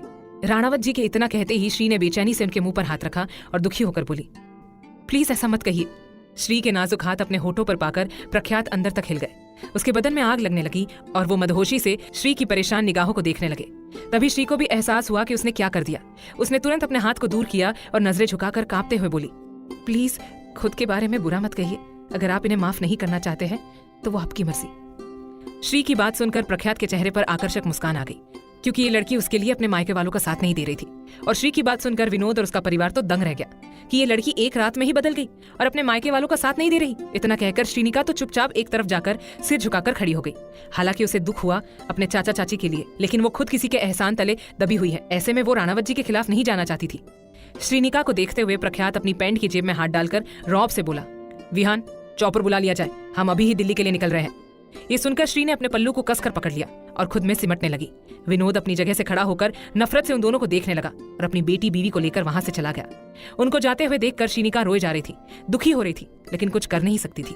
विहान एक तरफ जाकर किसी से कॉल पर बात कर रहा था और प्रख्यात अपनी जुनूनी निगाहों से श्री को देखते हुए उसके करीब बढ़ने लगा और ये देखकर वो घबराती हुई पीछे हटने लगी। तभी विहान वहां पर आ गया तो श्रीनिका तुरंत उसके पीछे जाकर खड़ी हो गई। ये देखकर प्रख्यात ने अपनी मुट्ठी भींच ली और विहान हैरानी से बोला, क्या हुआ, आप डर क्यों रही है बहना? विहान के मुंह से खुद के लिए बहन सुनकर श्रीनिका को बहुत अच्छा लगा और वो धीमी आवाज में बोली, कुछ नहीं भैया। प्रख्यात तो हैरानी से अपनी रानी को देख रहा था, जो अपने पति के साथ तो असहज महसूस कर रही है, लेकिन भाई के साथ तो रिश्ते भी जोड़ दिए हैं। विहान ने गहरी सांस ली और बोला, सर, चॉपर से और फ्लाइट से नहीं जा पाएंगे। प्रख्यात, क्यों? पूरे हिमाचल प्रदेश का मौसम खराब है, मूसलाधार बारिश और तूफान की संभावना है। ऐसे में उड़ान भरना सही नहीं होगा, हमें बाय रोड ही जाना होगा। प्रख्यात, आर यू मैड? मनाली से दिल्ली यानी कि 9 से 10 घंटे का सफर by car, not possible. Vihaan, I know sir, but अब क्या ही कर सकते हैं। वैसे एक ऑप्शन है कि यही रुक जाते हैं, कल चले जाएंगे, लेकिन कल आपकी। उसके इतना कहते ही प्रख्यात ने उसे बेहद गुस्से और उग्रता से देखा तो उसने तुरंत अपनी नजरें झुका ली और अपने शब्द बदलते हुए बोला, कल तो आपकी मीटिंग है।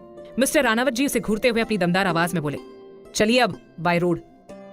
विहान हड़बड़ाकर तुरंत वहां से चला गया और उसके जाते ही प्रख्यात ने अपने गुस्से को कंट्रोल किया और आदर से बोला, आइए चलते हैं। श्रीनिका धीमे कदमों से आगे बढ़ने लगी और वो दोनों एक साथ अपने नए सफर के लिए आगे बढ़ने लगे। लेकिन इन दोनों को अंदाजा नहीं था कि इनकी जिंदगी में आगे कितनी चुनौतियां थी जो इनका इंतजार कर रही थी। लेकिन मिस्टर प्रख्यात राणावत के होते हुए श्रीनिका को किसी तरह का टेंशन लेने की जरूरत नहीं थी। मंदिर के बाहर सड़क पर लाइन से 2 गाड़ियां खड़ी हुई थी। प्रख्यात अपनी नई नवेली दुल्हन के साथ आगे वाली रेंज रोवर के पास आया और दरवाजा खोलकर उसे अंदर बैठने के लिए कहा। श्रीनिका घबरा रही थी। वो कैसे अपने शहर को छोड़कर एक अजनबी के साथ अनजान शहर जा सकती है? किस प्रकार वो वहां रहेगी? क्या होगा उसकी जिंदगी में? यही सब सोचकर उसे डर लग रहा था। उसकी घबराहट को समझते हुए प्रख्यात अपनी भारी आवाज में बोला, सब कुछ नया होगा, सारे लोग भी नए होंगे, रीति रिवाज, वेशभूषा सब कुछ अलग होगा, लेकिन कुछ भी एक जैसा होगा तो वो होंगे हम। हमारे होते हुए आपको चिंता करने की आवश्यकता नहीं। श्रीनिका ने हाँ में अपनी गर्दन हिला दी और गाड़ी के अंदर बैठने लगी। तभी उसका पैर उसकी साड़ी की प्लेट में अटक गया और वो मुंह के बल गिरने वाली थी। लेकिन तभी प्रख्यात ने उसकी बाजू को पकड़कर उसे अपनी तरफ खींच लिया और श्री एक झटके से अपने पति के मजबूत सीने से टकरा गई। दोनों एक दूसरे के करीब आ गए। दोनों का दिल धक धक करने लगा, सांसें तेज होने लगी। श्रीनिका शर्मिंदगी महसूस करते हुए तुरंत उससे दूर होकर खड़ी हो गई और अंदर जाकर बैठ गई। ये देखकर राणावत जी की निगाहों में जुनून और दीवानापन छाने लगा। उन्होंने अपनी मुट्ठी भींच ली और अपने तन बदन की उमंग को कंट्रोल करने लगे। तभी उनका फोन बजने लगा। उन्होंने मोबाइल स्क्रीन को देखा तो उनके माथे पर चिंता की लकीरें उभर आई। घर से उनके पापा गजेंद्र जी का कॉल आ रहा था। प्रख्यात ने एक नजर अपनी नई नवीली दुल्हन की तरफ देखा जो उसके लिए बैठी है, जो सिर्फ उसी की है। वो उसे कभी छोड़ नहीं सकता, चाहे उसे खुद को तबाह क्यों ना करना पड़े।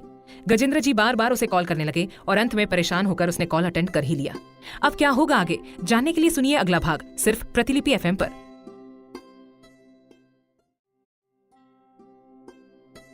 भाग 15। श्रीनिका शर्मिंदगी महसूस करते हुए तुरंत उससे दूर होकर खड़ी हो गई और गाड़ी के अंदर चली गई। ये देखकर राणावत जी की निगाहों में जुनून और दीवानापन छाने लगा। उन्होंने अपनी मुट्ठी भींच ली और अपने तन बदन की उमंग को कंट्रोल करने लगे। तभी उनका फोन बजने लगा। उन्होंने मोबाइल स्क्रीन को देखा तो उनके माथे पर चिंता की लकीरें उभर आई। घर से उनके पापा गजेंद्र जी का कॉल आ रहा था।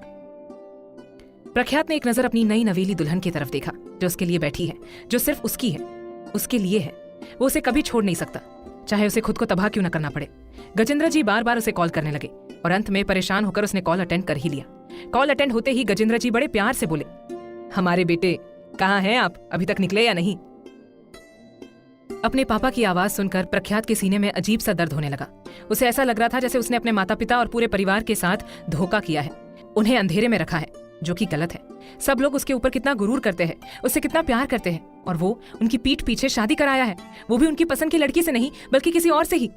प्रख्यात ने गहरी सांस ली, खुद की भावनाओं को कंट्रोल किया और अपनी दमदार आवाज में मगर आदर से बोला, जी पापा, हम शाम तक या रात तक दिल्ली पहुंच जाएंगे, आप निश्चिंत रहिए। गजेंद्र जी, ओह, वैसे जल्दी आ जाते तो बेहतर रहता। कल आपकी और काव्या की सगाई है, उसकी जोरों शोरों से तैयारियां चल रही है। आपकी माँ तो जैसे पागल ही हो गई है, इतनी ज्यादा खुश है कि क्या ही बताएं आपको। वैसे थैंक यू सो मच बेटा, अपने बूढ़े माँ बाप को ये खुशी देने के लिए, उनकी इच्छा पूरी करने के लिए। आप हमेशा हमारे लिए बहुत कुछ करते हैं, तभी तो हम सबको आपके ऊपर फक्र है। अब बस जल्दी से आ जाइए, कल से हमें हमारी बड़ी बहू मिल जाएगी। अपने पिता के कहे एक एक शब्द सुनकर प्रख्यात की हालत खराब हो रही थी। उसने अपनी मुट्ठी भींच ली और भावहीन होकर बोला, जी पापा। इतना कहकर उसने कॉल कट कर दिया और गुस्से में उसकी आंखें लाल होने लगी। अब उससे कंट्रोल नहीं हुआ और उसने अपनी मुट्ठी भींचकर जोर से कार के दरवाजे पर मुक्का मार दिया, जिससे अंदर बैठी श्रीनिका डर के मारे कांप उठी और एक कोने में सिमट कर डरने लगी। वहीं आगे ड्राइवर के बगल बैठा विहान भी हैरान रह गया। उसने डरी सहमी श्री की तरफ देखा और बोला, शांत हो जाइए, डरने की जरूरत नहीं है। सर को शायद बिजनेस से जुड़ी किसी बात पर गुस्सा आया होगा, आप आराम से बैठिए। इतना कहकर विहान तुरंत गाड़ी से बाहर निकल आया तो उसने देखा प्रख्यात गुस्से में जल रहा है। ये देखकर वो उसके पास आया और उसके कंधे पर हाथ रखकर उसे शांत करते हुए बोला, आप शांत हो जाइए, गुस्सा करने से कुछ हासिल नहीं होगा। वैसे भी अब आपको सब कुछ संभालना ही होगा आगे। प्रख्यात बेचैनी और गुस्से से बोला, विहान, वो लोग टूट जाएंगे जब उन्हें ये सब पता चलेगा। माँ हार्ट की पेशेंट है, कहीं उन्हें कुछ हो ना जाए। हमने खानदान का एक अहम नियम तोड़ा है, जिसकी सजा हमें भुगतनी ही होगी। हमें किसी भी तरह की सजा मिले कोई दिक्कत नहीं, बस उन सबकी हेल्थ के साथ कोई छेड़छाड़ नहीं होनी चाहिए। विहान ने गहरी सांस ली और कहा, वो सब लोग आपके दीवाने हैं, आपसे कितना प्यार करते हैं, आपको पता ही है। उनकी आन बान और शान आप ही है और आपके द्वारा किए गए इस कार्य को वो सब समझेंगे। बस आप शांत हो जाइए और देखिए, आपकी नई नवेली दुल्हन ने आते ही तोहफे के रूप में आपका उग्र रूप देख लिया है और अब वो मासूम डर से सिमट कर बैठी हुई है। इनके बारे में सोचिए, बाकी सभी को कुछ वक्त के लिए भूल जाइए। ये सुनते ही प्रख्यात को खुद के ऊपर गुस्सा आ गया। उसने ये क्या कर दिया, एक मासूम सी लड़की को डरा दिया, जबकि वो तो पहले से ही दुखी है अपने जीवन से। मिस्टर प्रख्यात राणावत ने अपनी आंखें बंद कर ली और तेज तेज सांस लेते हुए खुद को शांत किया। आंखें खोली और गाड़ी का दरवाजा खोला और झट से अंदर जाकर बैठ गया अपनी बीवी के बगल में। उसके अंदर आते ही श्रीनिका सहम गई और उसने अपना मुंह फेर लिया। ये देखकर प्रख्यात ने अपनी मुट्ठी भींच ली और एक टक बेचैनी और बेताबी से उस लड़की की पीठ देखने लगा। विहान भी गाड़ी के अंदर बैठ गया और उनका काफिला दिल्ली के लिए निकल गया। श्रीनिका खिड़की से बाहर झांक रही थी। उसका शहर उससे छूट रहा था और अब वो हमेशा के लिए एक अनजान शहर में जा रही थी, जहां पर उसके साथ न जाने क्या होगा। वो उदासी से बैठी हुई थी और पिछले आधे घंटे से प्रख्यात बिना पलके झपकाए एक टक उसे देखे जा रहा था और उसे ये सब करते हुए आगे वाले मिरर से विहान ये देखकर हैरान रह गया था, लेकिन खुश भी था कि चलो उसके बॉस कम दोस्त का घर बस गया है। राणावत जी बेचैन हुए जा रहे थे। उन्हें खुद समझ नहीं आ रहा था कि वो करना क्या चाहते हैं। काफी देर तक सोचने के बाद प्रख्यात अपनी सख्त आवाज में मगर आदर से बोला, आपको पानी पीना है? श्रीनिका ने ना में अपनी गर्दन हिला दी, लेकिन मजाल है जो अपने पति के सामने देखा हो। राणावत जी फिर से बोले, तो आपको क्या पीना है बताइए, हम ला देंगे। श्रीनिका धीमी आवाज में मगर बेहद सौम्यता और मिठास से बोली, मुझे कुछ नहीं पीना। उफ, ये आवाज तो जान ही ले लेगी राणावत जी की। उन्होंने अपनी अनकही भावनाओं को कंट्रोल किया और उसके थोड़ा पास आने लगे और ये देखकर श्रीनिका घबराने लगी, डरने लगी और बोली, भैया। ये सुनकर राणावत जी झेप गए और तुरंत उससे दूरी बना ली। वही विहान पीछे मुड़कर अपनी नई नई बहन की तरफ देखते हुए बोले, हाँ क्या हुआ? श्रीनिका तो कुछ बोली नहीं, बस खुद में सिमटने लगी। वही राणावत जी अपनी गुस्सैल और सख्त नजरों से विहान को देख रहे थे। ये देखकर विहान झेप गया और तुरंत आगे की तरफ देखने लगा। राणावत जी ने गहरी सांस ली और एक बार फिर से बोलने लगे, लेकिन रुक गए और कार की सीट से सिर टिकाकर बैठे रहे और अपने बगल बैठी अपनी पत्नी को शिद्दत से देखते रहे।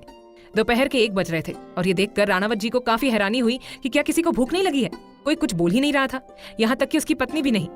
राणावत जी ने श्रीनिका की तरफ देखा, जो अभी भी खामोश सी बैठी हुई थी और खिड़की के बाहर झांक रही थी। उसको देखकर प्रख्यात को काफी हैरानी हुई कि इस लड़की को कोई फर्क नहीं पड़ता कि आसपास क्या होता है। इसे भूख और प्यास भी नहीं लगती है क्या? कुछ बोलती भी नहीं है, बस खामोशी से बैठी रहती है और न जाने कितने देर से बाहर देखे जा रही है। श्रीनिका सच में बहुत अजीब है। प्रख्यात अपनी दमदार आवाज में बोला, रास्ते में किसी अच्छे रेस्टोरेंट पहुंचकर गाड़ी रोक देना, सब लोग लंच करके आगे बढ़ेंगे। विहान ने हाँ कह दिया और प्रख्यात ने श्री की तरफ देखा तो अभी भी इस लड़की को कोई फर्क नहीं पड़ रहा था, वो वैसे ही बैठी हुई थी। प्रख्यात गौर से उसका शरीर देखने लगा तो ज्यादा पतली तो वो नहीं थी, शरीर भरा हुआ ही था और रंग बहुत ज्यादा सफेद था। प्रख्यात को समझ नहीं आ रहा था कि इस लड़की को भूख प्यास लगती क्यों नहीं है, क्योंकि कल रात से शायद इसने कुछ खाया ही नहीं है और क्या पता कल दिन में कुछ खाया भी होगा या नहीं। प्रख्यात ने अभी उससे कुछ नहीं कहा और उसके करीब बढ़ने लगा। श्रीनिका को अभी भी कोई फर्क नहीं पड़ रहा था, क्योंकि उसे पता ही नहीं था। मिस्टर प्रख्यात उसके करीब आ गए और साइड से उसके गाल और शांत चेहरे को देखने लगे। एक खामोश लड़की जो भावहीन चेहरा लिए खिड़की से बाहर देख रही है। उसके चेहरे पर कोई मुस्कान नहीं, कोई भाव नहीं। रूप की तो रानी है, लेकिन चेहरे पर उदासीनता कायम है। ये सब देखकर राणावत जी ने अपनी मुट्ठी भींच ली और उसके कान के पास आकर शिद्दत से बोले, कई बार अपने दिल की बातों को दूसरे के दिल से मिला देना बेहतर होता है। ये सुनकर श्रीनिका भावहीन होकर बोली, लेकिन मेरा दिल तो टूट चुका है, उसके अंदर अब कोई बात है ही नहीं।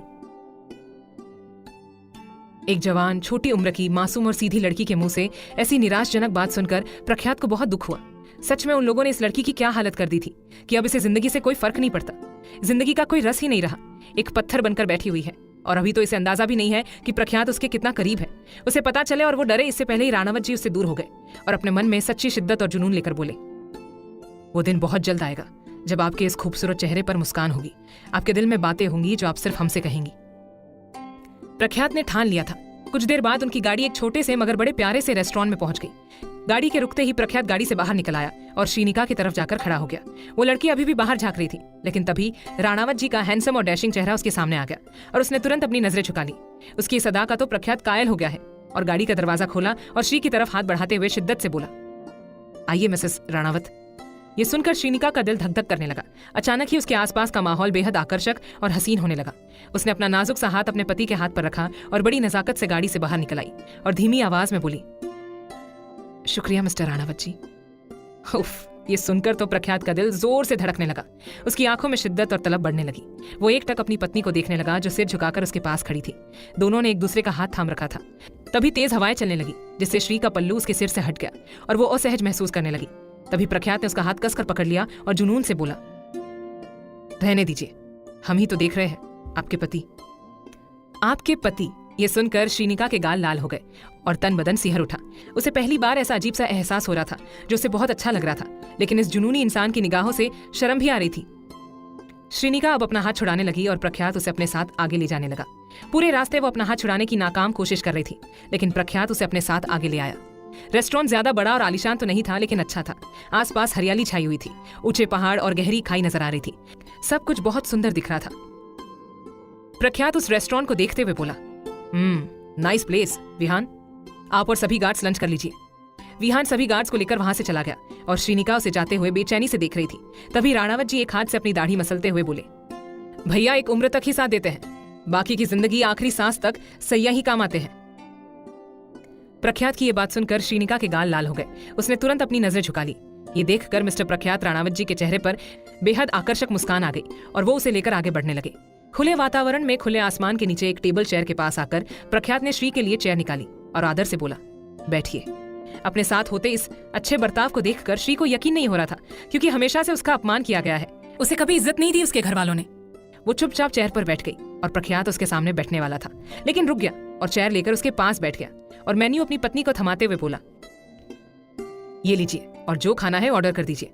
श्रीनिका ने नाम में गर्दन हिला दी तो प्रख्यात बोला, शर्माइए मत, जो खाना है कह दीजिए। श्रीनिका हिचकिचाते हुए बोली, जो आपको ठीक लगे वो ही खा लूंगी। राणावत जी ने गहरी सांस ली और अपने हिसाब से कुछ ऑर्डर कर दिया और अपने तेज और तपिश भरी निगाहों से उसके झुके हुए चेहरे को देखते हुए अपनी आवाज में बोले, कहां तक पढ़ाई की है आपने? श्रीनिका अपनी उंगलियों को मोड़ते हुए बोली, बीकॉम हो गया है। वेरी गुड, तो आगे क्या सोचा है? श्रीनिका मायूसी से बोली, सोचने नहीं दिया कभी भी, ये डिग्री भी बड़ी मुश्किल से की थी, डांट खाकर, कई बार सजा पाकर भी। वैसे भी अनाथ लोगों की कोई इज्जत नहीं होती, तो सोचा डिग्री ले लूंगी तो कहीं ना कहीं काम आ ही जाएगा। प्रख्यात ने अपनी मुट्ठी भींच ली और टेबल पर रखे ग्लास को गुस्से से जमीन पर फेंक कर तोड़ दिया। ये देखकर श्रीनिका की हालत खराब हो गई। वो तुरंत अपनी जगह से खड़ी हो गई और डरते हुए पीछे हटने लगी। तभी प्रख्यात ने उसका हाथ पकड़कर उसे वापस चेयर पर बिठा दिया और अपनी सख्त आवाज में बोला, और ऐसे घटिया लोगों को आप माफ करने के लिए कह रही थी हमसे? नो नेवर, हम उन सभी को बर्बाद कर देंगे। प्रख्यात की आंखों में गुस्सा और नफरत साफ नजर आ रहा था। ये देखकर श्रीनिका घबरा रही थी। उसने हिम्मत की और धीमी आवाज में बोली, राणावत जी। ये सुनते ही आग की तरह खूंखार प्रख्यात एक पल में ही बर्फ की तरह शीतल हो गया और शिद्दत से बोला, हाँ मिसेस राणावत। श्रीनिका के गाल फिर से लाल हो गए। उसने फिर से अपनी नजरें झुका ली और शर्माते हुए बोली, उन लोगों को भूल जाइए, खुद पर ध्यान केंद्रित कीजिए। उफ, इस लड़की की प्यारी प्यारी बातें सुनकर तो राणावत जी जैसे सख्त और दमदार मर्द भी पिघलने लगे और शांत होकर बोले, जी जैसा आप कहें। वो अपनी बीवी को देखे जा रहे थे, उसके साथ अपनी जिंदगी को आगे बढ़ाने के लिए तैयार हो चुके थे, लेकिन शायद वो अभी भी तैयार नहीं है और इतनी आसानी से होगी भी नहीं। वैसे भी हर रिश्ते को वक्त देना ही पड़ता है। राणावत जी तो अपनी पत्नी को देखे जा रहे थे और उनके लिए खाना आ गया। वेटर ने उन दोनों की प्लेट भी रेडी कर दी और वहां से चला गया। प्रख्यात, खाना खा लीजिए, हम शाम तक दिल्ली पहुंच जाएंगे। प्रख्यात के इतना कहते ही श्री ने खाना शुरू किया और मिस्टर प्रख्यात उसे गौर से देख रहे थे कि वो किस तरह खाना खाती है, कितना खाती है, क्या खाती है और क्या नहीं खाती है। एक 1.5 रोटी खाने के बाद ही वो मोहिनी पानी पीने लगी। ये देखकर प्रख्यात थोड़ा सख्त होकर बोला, इतने बड़े शरीर में 1.5 रोटी खाने से क्या होगा? श्रीनिका, जी मुझे इतना ही खाने की आदत है, इससे ज्यादा ना मैंने कभी खाया है और ना इच्छा होती है। ये सुनकर वो समझ गया था कि ये लड़की किस हद तक टॉर्चर की गई है उन घटिया दरिंदों की तरफ से। प्रख्यात कुछ नहीं बोला, बस अब उसके खाना खाने की इच्छा मर चुकी थी और अब वो भावहीन होकर बैठा हुआ था। कुछ देर बाद वो सब लोग वहां से चले गए। धीरे धीरे दिन ढल रहा था और शाम नजदीक आ रही थी। मौसम में ठंड बढ़ने लगी। श्रीनिका खामोशी से बैठी हुई बाहर देख रही थी और बार बार अपने पैरों को आपस में मिला रही थी। असहज महसूस कर रही थी लेकिन कुछ बोल नहीं रही थी। लेकिन प्रख्यात की नजर उस पर पड़ी और वो धीमी आवाज में बोला, क्या हुआ आपको? सब ठीक तो है ना? श्रीनिका उससे दूर होने लगी और खुद में सिमटने लगी। ये देखकर प्रख्यात अपनी दमदार आवाज में बोला, किसी पेट्रोल पंप पर तुरंत कार रोकी जाए। अब आगे क्या होगा जानने के लिए सुनिए अगला भाग, सिर्फ प्रतिलिपि एफएम पर।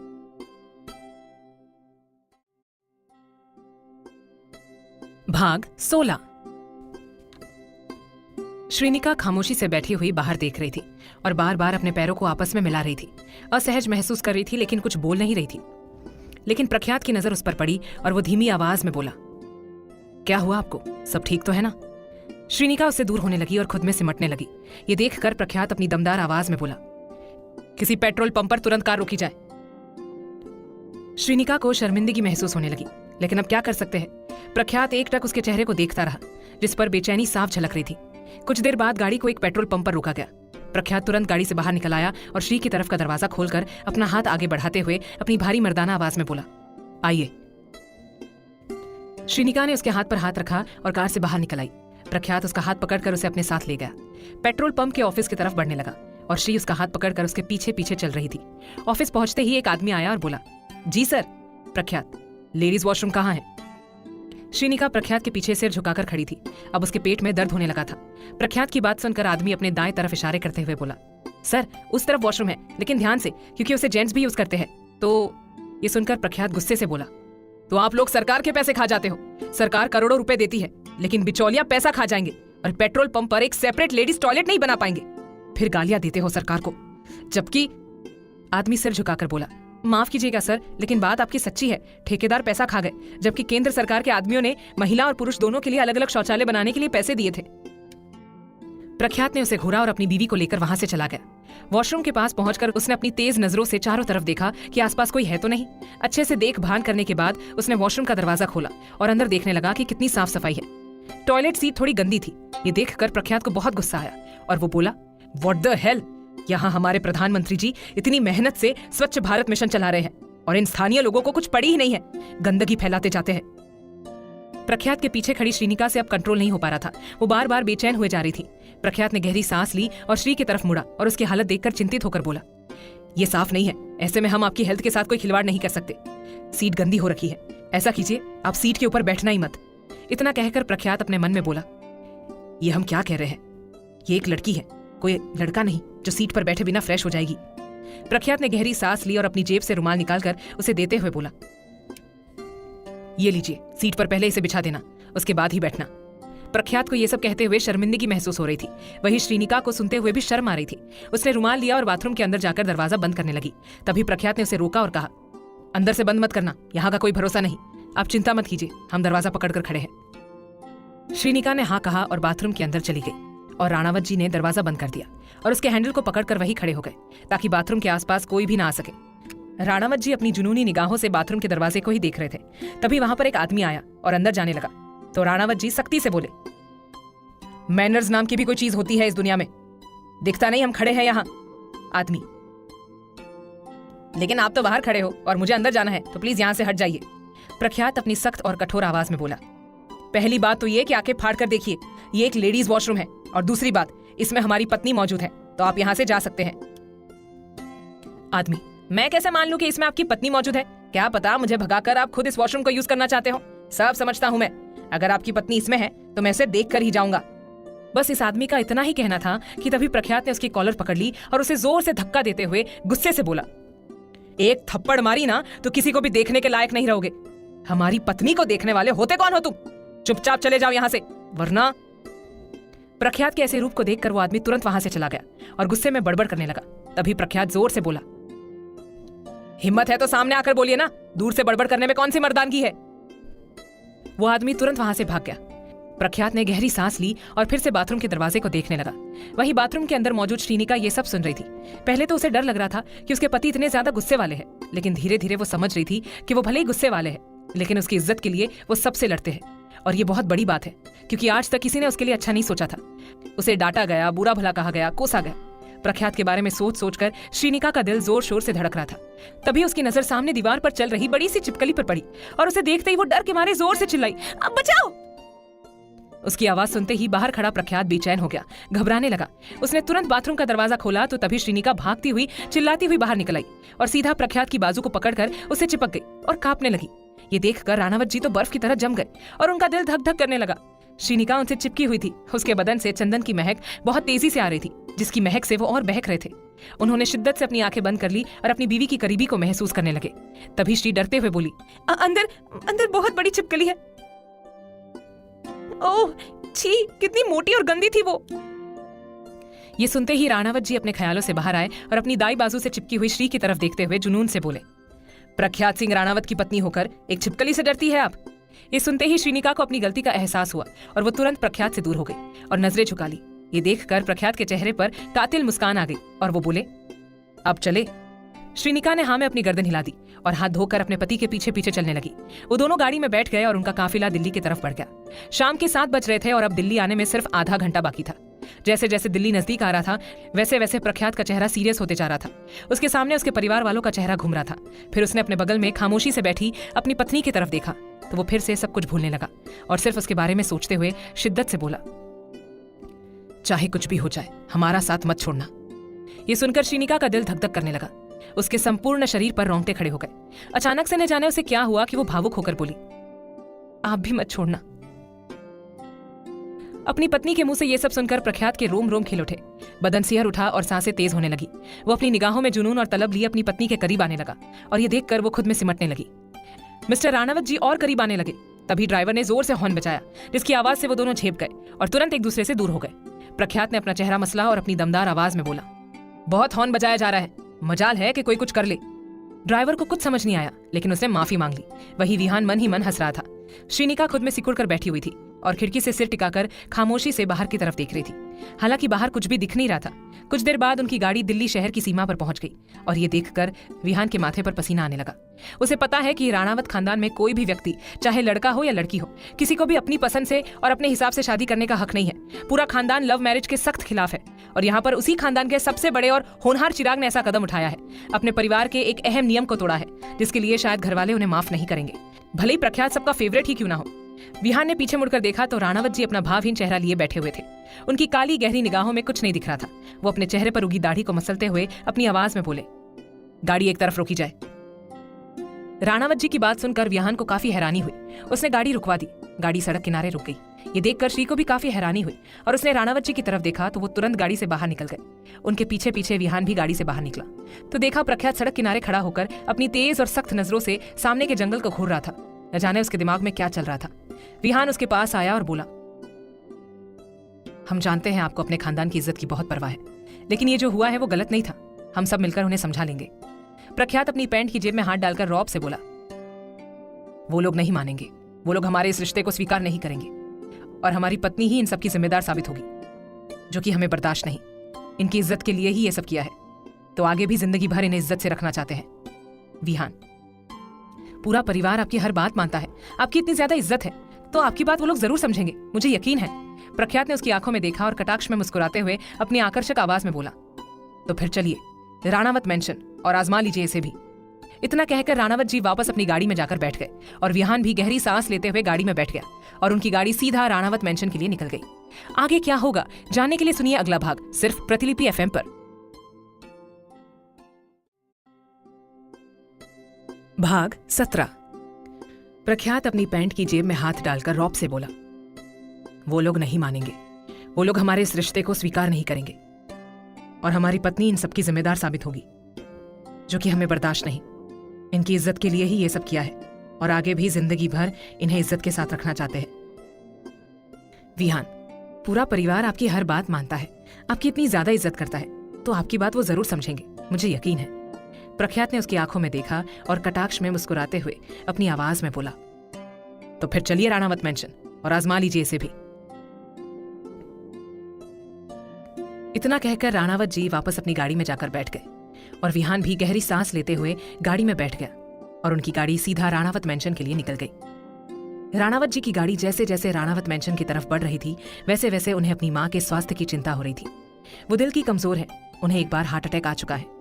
और जब एक बार मजाक में ही अभिमन्यु ने कहा था कि प्रख्यात भाई ने किसी अनजान लड़की से लव मैरिज कर ली है और अब उसके साथ विदेश शिफ्ट होने वाले हैं, ये सुनते ही उसकी मां को सीने में बहुत दर्द हुआ था और तुरंत हॉस्पिटल एडमिट करवाया गया था। उस दिन अभिमन्यु को खूब डांट पड़ी थी क्योंकि उसके मजाक ने घर में तूफान ला दिया था और शिप्रा जी की तबीयत बिगड़ गई थी।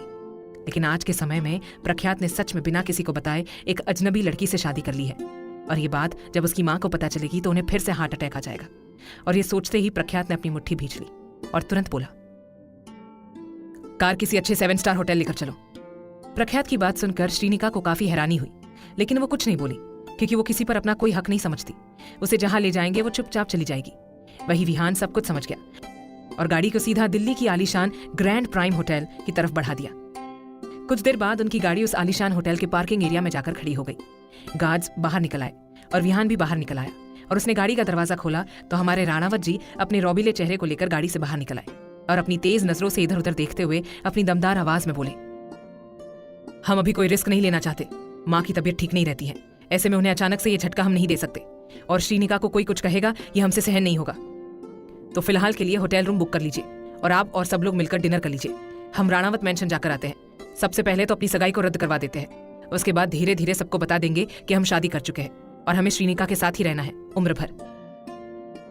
विहान, आप बिल्कुल सही कह रहे हैं सर, धीरे धीरे सब कुछ संभाल लेंगे हम, लेकिन फिलहाल हमारी भाभी और बहन से क्या कहना है। प्रख्यात ने मुड़कर सच्ची शिद्दत और जुनून से गाड़ी में खामोश सी बैठी अपनी पत्नी की तरफ देखा और बोला, इन्हें तो हम सब समझा देंगे, ये हमारे व्यक्तिगत जीवन की सबसे खूबसूरत व्यक्ति है। प्रख्यात की निगाहों में बेपनाह जुनून नजर आ रहा था श्रीनिका के लिए। विहान वहां से चला गया होटल रूम बुक करने के लिए। राणावत जी ने श्री की तरफ का दरवाजा खोला और अपना हाथ उसकी तरफ बढ़ाते हुए आदर और शिद्दत से बोले, आइए मिसेस राणावत। उसके मुंह से मिसेस राणावत सुनकर श्रीनिका का दिल हर बार धक धक करता। एक अलग ही सुकून और सुख मिल रहा था उसे, जिसे वो समझ नहीं पा रही थी। उसने उसके हाथ पर अपना हाथ रखा और बड़ी नजाकत से गाड़ी से बाहर निकलकर तुरंत अपना हाथ छुड़ा दिया और सिर पर पल्लू लेने लगी। प्रख्यात उसे अपनी जुनूनी निगाहों से देख रहा था और देखे ही जा रहा था। कितनी खूबसूरत और सौम्य है, कितनी नाजुक सी और मनमोहक सी है। इसके आसपास आने से ही मन प्रफुल्लित हो उठता है, चंदन की महक आने लगती है, जिससे एक अलग ही नशा छाने लगता है। राणावत जी ने अपनी भावनाओं को कंट्रोल किया और अपनी दमदार आवाज में बोले, आइए। प्रख्यात और श्रीनिका आगे बढ़ने लगे। श्री दुबक कर अपने पति के पीछे पीछे चल रही थी। उसके लिए इतना बड़ा होटल देखना, ऊपर से इतने बड़े शहर में आना कोई आम बात नहीं थी। वो तो आसपास के लोगों से डर रही है। उसे किसी पर यकीन नहीं था और होना भी नहीं चाहिए, क्योंकि अब जमाना बहुत खराब हो चुका है और एक स्त्री इस जमाने में बिल्कुल भी सुरक्षित नहीं है। राणावत जी अपनी पत्नी के साथ साथ आगे बढ़ रहे थे, लेकिन वो डर रही थी, घबरा रही थी। तभी राणावत जी ने उनका हाथ थाम लिया और उसे अपने साथ तेजी से अंदर ले गए। रिसेप्शन के पास विहान उन्हें मिल गया और होटल के मैनेजर के साथ वो सब आगे बढ़ गए। आगे बढ़ने पर उनके सामने 4 लिफ्ट आई, तो विहान और मैनेजर एक लिफ्ट में घुस गए और दूसरी लिफ्ट में प्रख्यात और श्रीनिका जाने वाले थे। लेकिन तभी लिफ्ट का दरवाजा बंद होने लगा और ये देखकर प्रख्यात से पहले ही श्रीनिका ने लिफ्ट का बटन दबाया और उसे रोक दिया। ये देखकर तो राणावत जी को काफी हैरानी हुई कि ये लड़की तो बड़ी फास्ट है। प्रख्यात उसे अपनी तेज नजरों से घूरने लगा। तभी वो धीमी आवाज में बोली, सॉरी। प्रख्यात के चेहरे पर मुस्कान आ गई और वो उसे लेकर लिफ्ट के अंदर चला गया और सीधा 10वें फ्लोर पर पहुंच गए। मैनेजर ने रूम का दरवाजा खोल दिया और प्रख्यात को ग्रीट करते हुए बोला, welcome sir, have a beautiful night. ये सुनकर राणावत जी का दिल धक धक करने लगा और उन्होंने अपनी निगाहों में कई अरमान और इच्छाएं पूरी करने के उद्देश्य से अपनी पत्नी की तरफ देखा, तो उसे तो कोई फर्क ही नहीं पड़ रहा था। वो तो खामोशी से सिर झुकाकर खड़ी थी। ये देखकर राणावत ने गहरी सांस ली और अपनी पत्नी को लेकर रूम के अंदर चले गए और विहान बगल में अपने रूम में चला गया। श्रीनिका को सोफे पर बैठा दिया और मैनेजर के जाते ही राणावत जी रूम का दरवाजा अंदर से बंद कर देते हैं, जिसकी आवाज सुनकर श्रीनिका घबराने लगी और खुद में सिमटने लगी। उसने अपनी साड़ी के पल्लू को कसकर पकड़ लिया और अपने होठों को आपस में भींचने लगी। प्रख्यात अपने शर्ट की स्लीव्स फोल्ड करते हुए अपनी बीवी को देखते हुए उसके पास आया। और उसके लिए ग्लास में पानी लेते हुए बेहद आकर्षक तरीके से बोला, मिसेस राणावत। ये सुनते ही श्रीनिका का तन बदन फिर से सिहर उठा, पूरे बदन पर रोंगटे खड़े हो गए। सच में इस इंसान की तो आवाज भी कितनी आकर्षक और शानदार है, जो किसी को भी मोहित कर दे। प्रख्यात उसके लिए पानी का ग्लास लेकर आया, उसके पास सोफे पर उससे उचित मर्यादित दूरी बनाकर बैठ गया और पानी का ग्लास उसकी तरफ बढ़ाते हुए अपनी आकर्षक आवाज में बोला, हम आपको बुला रहे हैं मिसेस राणावत। श्रीनिका झेप गई और अपनी चूड़ियों को देखते हुए धीमी आवाज में बोली, जी जी राणावत जी। प्रख्यात उसकी लाल चूड़ियों को देखते हुए बोला, पानी पी लीजिए, उसके बाद आपके लिए खाना मंगवा देते हैं। अच्छे से खाना खा लीजिएगा, और हम किसी जरूरी काम से बाहर जा रहे हैं, जल्दी वापस लौट आएंगे। ये सुनकर न जाने क्यों लेकिन श्रीनिका को अजीब सा दर्द हुआ कि उसका कोई अपना उससे दूर जा रहा है, लेकिन वो हक भी नहीं जता सकती।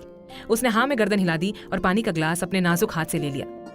श्रीनिका अपने पतले और कोमल होठों से पानी का ग्लास लगाए पानी पी रही थी और ये देखकर प्रख्यात के गले का पानी सूख रहा था। पूरे बदन में आग लग रही थी और तलब भरी निगाहों से उसके रसीले होठ दिख रहे थे, लेकिन उसने अपनी नजरें हटा ली और कहा, हम आते हैं, विहान यही बगल वाले रूम में है, कोई काम हो तो उन्हें बुला लीजिए, और एक काम कीजिए, अपना मोबाइल नंबर हमें दे दीजिए। श्रीनिका धीमी आवाज में बोली, मेरा फोन मेरे पास नहीं है, वो शायद मेरे बैग में है। प्रख्यात ने एक तरफ से उसके बैग में से उसका पुराना सा फोन निकाला तो उसे बुरा लगा। उसने गहरी सांस ली, श्रीनिका का नंबर सेव कर लिया और अपना नंबर उसके फोन में सेव करके फोन उसे देते हुए बोला, ये लीजिए, इसे अपने पास ही रखना, अब हम चलते हैं। श्रीनिका ने अपना फोन लिया और राणावत जी शिद्दत से उसे देखते हुए रूम से बाहर जाने लगे। ये देखकर श्री की बेचैनी बढ़ने लगी। उसने अपने मोबाइल को कसकर पकड़ लिया और उसके पीछे पीछे रूम के दरवाजे पर आई और उम्मीद भरी निगाहों से उसे देखने लगी। प्रख्यात का दिल भी धक धक कर रहा था। उसकी बिल्कुल भी इच्छा नहीं थी अपनी पत्नी को छोड़कर जाने की, लेकिन मजबूरी थी। रूम के बाहर विहान खड़ा था। रूम से बाहर आते ही राणावत जी ने अपनी पत्नी को शिद्दत और तड़प से देखा और बोले, अपना ख्याल रखना, हम जल्दी आएंगे। श्रीनिका ने अपनी मुट्ठी भींच ली और दुखी होने लगी। वो नहीं चाहती थी कि प्रख्यात उसे छोड़कर जाए, लेकिन वो हक जताकर उसे रोक भी नहीं सकती थी। वो तड़प से अपने पति को वहां से जाते हुए देखती रही और राणावत जी वहां से चले गए। उनके जाते ही श्रीनिका के उदास चेहरे को देखकर विहान बोला, भाभी बोलूं या बहन बोलूं आपको? श्रीनिका नजरें झुकाकर अपनी मीठी आवाज में बोली, जो आपको अच्छा लगे भैया। हाँ तो ऐसा करूंगा, 6 महीने बहन और 6 महीने भाभी बोलूंगा। चलो अब आप आराम करो, कुछ देर बाद आपके रूम में डिनर पहुंच जाएगा। श्रीनिका ने हाँ कहा और रूम के अंदर चली गई। वही प्रख्यात दुखी मन से राणावत मेंशन की तरफ बढ़ने लगा। वो अपनी नई नवेली दुल्हन को अकेला नहीं छोड़ना चाहता था, लेकिन जाना जरूरी था। कुछ देर बाद उसकी Range Rover car Ranawat mansion के लॉन में आकर रुकी और एक सर्वेंट भागते हुए अंदर आकर बोली, छोटे मालिक साहब आ गए हैं। सर्वेंट की बात सुनकर हॉल में बैठे पूरे परिवार के चेहरे पर खुशियों की लहर दौड़ पड़ी। शिप्रा जी और रवीना जी तुरंत महल के द्वार पर पहुंच गई और अपनी तड़प भरी निगाहों से खुशी और प्यार लिए अपने बेटे का इंतजार करने लगी। गार्ड ने दरवाजा खोला तो हमारे प्रख्यात राणावत जी अपनी शान और रौब से गाड़ी से बाहर निकल आए और अपने शर्ट की कॉलर को ठीक करते हुए अपनी काली गहरी निगाहों से सामने खड़ी अपनी माँ और मासी को देखते हुए उनकी तरफ बढ़ने लगे। गजेंद्र जी और मानसिंह जी भी द्वार पर पहुंच गए और अपने लाडले को देखकर बहुत खुश हुए। प्रख्यात उन सबके पास आया और उसने सभी बड़ों के पैर छूकर आशीर्वाद लिए। शिप्रा जी ने उसका चेहरा थामा और खुशी से बोली, हमारे बेटे आ गए, अब हमें कोई दिक्कत नहीं, अब कल सगाई अच्छे से हो जाएगी। काव्या बहुत खुश है और अब आपको भी खुश हो जाना चाहिए। अपनी माँ की बात सुनकर प्रख्यात के चेहरे की मुस्कान गायब हो गई और वो सीरियस हो गया। अब आगे क्या होगा जानने के लिए सुनिए अगला भाग सिर्फ प्रतिलिपि एफएम पर।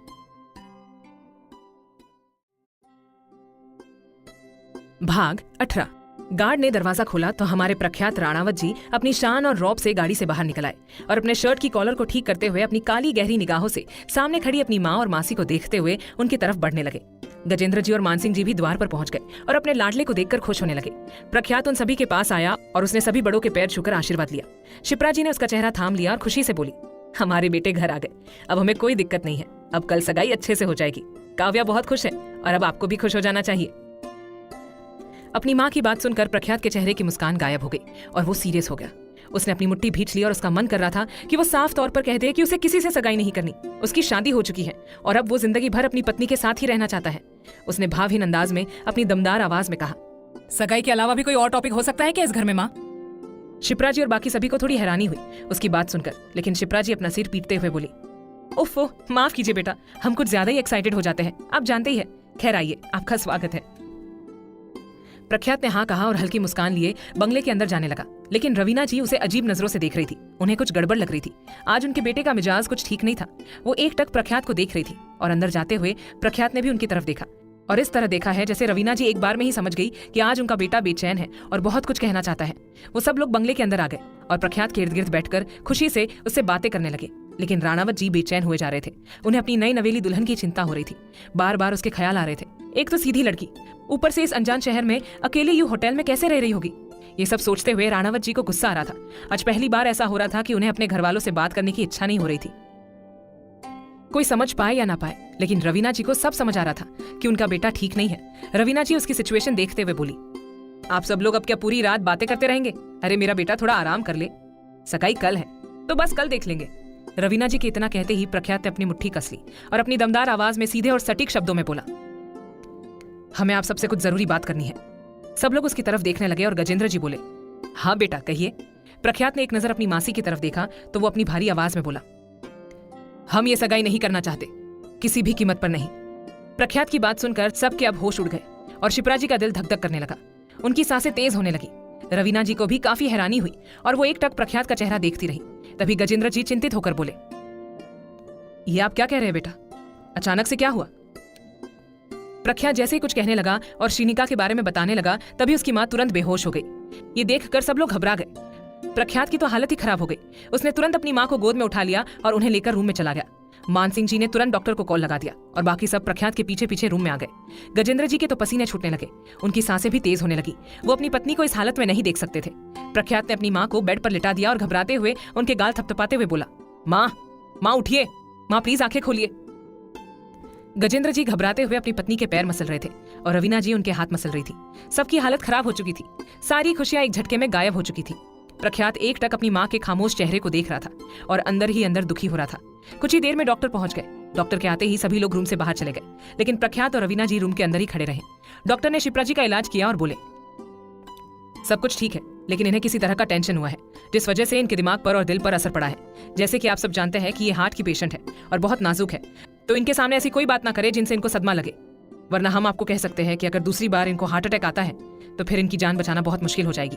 हो सके तो इन्हें खुश रखने की कोशिश कीजिए। फिलहाल हम इन्हें दवाई दे रहे हैं, ये ठीक हो जाएंगी। डॉक्टर की बात सुनकर प्रख्यात दंग रह गया। उसने गुस्से में आकर दीवार पर जोर से मुक्का मार दिया और ये देखकर रवीना जी घबरा गई। वो उसे रोकते हुए बोली, हे राम, ये क्या कर रहे हैं आप? इतना गुस्सा मत कीजिए, हमारी जान अटक जाती है आपको दुखी देखकर।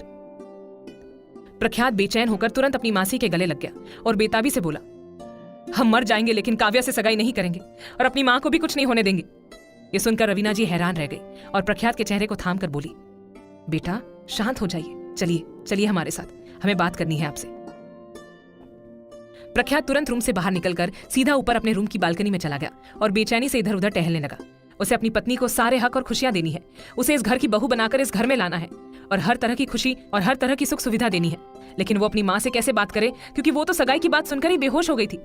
प्रख्यात परेशान हुए जा रहा था और तभी रवीना जी वहां पर आई और उसे इस तरह बेचैन और बेसब्र देखकर उसके पास आकर बोली, बेटा हुआ क्या है आपको? आप तो इतने धैर्यशील पुरुष हैं, तो आज ये बेसब्री और बेचैनी कैसी है? और आपने सगाई के लिए मना क्यों किया? अपनी मासी को पूरी बात बताइए, चल क्या रहा है आपके मन में? प्रख्यात ने अपनी मुट्ठी भींच ली और गुस्से और तड़प के मिले जुले भाव से बोला, मासी, हम काव्या से सगाई नहीं कर सकते और करना चाहते भी नहीं है। हम किसी और की अमानत है, किसी और के लिए है हम, और जिंदगी भर उन्हीं के लिए जीना और मरना चाहते हैं। प्रख्यात के जुनून और तलब को देखकर रवीना जी को अजीब सी घबराहट होने लगी और वो उसका हाथ पकड़कर बोली, बेटा प्लीज पूरी बात बताइए, हमें डर लग रहा है, आप क्या कह रहे हैं? प्रख्यात सीधे सटीक शब्दों में अपनी दमदार आवाज में बोला, हमने शादी कर ली है, हमें हमारी पत्नी मिल चुकी है जो हमारा इंतजार कर रही है। प्रख्यात के मुंह से ये सुनकर तो रवीना जी के हाथ पैर फूलने लगे। उन्हें यकीन नहीं हो रहा था कि उनका लाडला ये सब बोल रहा है। ऐसा कैसे हो सकता है?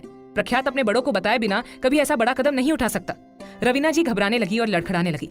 तभी प्रख्यात ने उनका हाथ पकड़ लिया और शिद्दत से बोला, जानते हैं कि इस परिवार का एक अहम नियम तोड़ा है हमने, लेकिन सच कह रहे हैं, रत्ती भर अफसोस नहीं है, क्योंकि हमने जो किया है वो बिल्कुल सही था, जिसमें हमारे दिल और दिमाग ने हमारा पूरा साथ दिया। वो कन्या भले ही आप सबकी पसंद नहीं है, लेकिन वो इस घर की एक बेहतरीन बहू साबित होगी, क्योंकि वो एक बेहतरीन इंसान है और हम उनके अलावा किसी और के बारे में नहीं सोच सकते।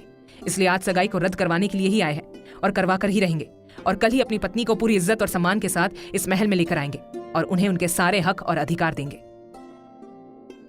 प्रख्यात का ऐसा रूप देखकर रवीना जी तो हैरान रह गई। उन्हें यकीन ही नहीं हो रहा था कि उनका प्रख्यात घर के नियम को तोड़कर भी खुश है। रवीना जी ने उसका हाथ कसकर पकड़ लिया और परेशान होकर बोली, आपको पता भी है आप क्या कह रहे हैं? जीजाजी और दीदी को पता चला तो उनकी हालत खराब हो जाएगी और समाज में हमारे खानदान की नाक कटेगी, वो अलग। आपको सब लोग अपना आदर्श मानते हैं और आपने ही छुपकर शादी कर ली। ये बहुत गलत है बेटा। अपनी मासी की बात सुनकर प्रख्यात को गुस्सा आ गया। उसने उनका हाथ छोड़ दिया और गुस्से से बोला, हमें आपसे ऐसी उम्मीद नहीं थी मासी। बिना सच जाने आप हमें ब्लेम कर रही है। हमने कोई छुपकर शादी नहीं की। अरे हम तो छाती ठोक कर पूरी दुनिया के सामने कह सकते हैं कि हमने श्रीनिका से शादी की है और अपनी मर्जी से की है। रुकिए, आपको पूरी बात बताते हैं।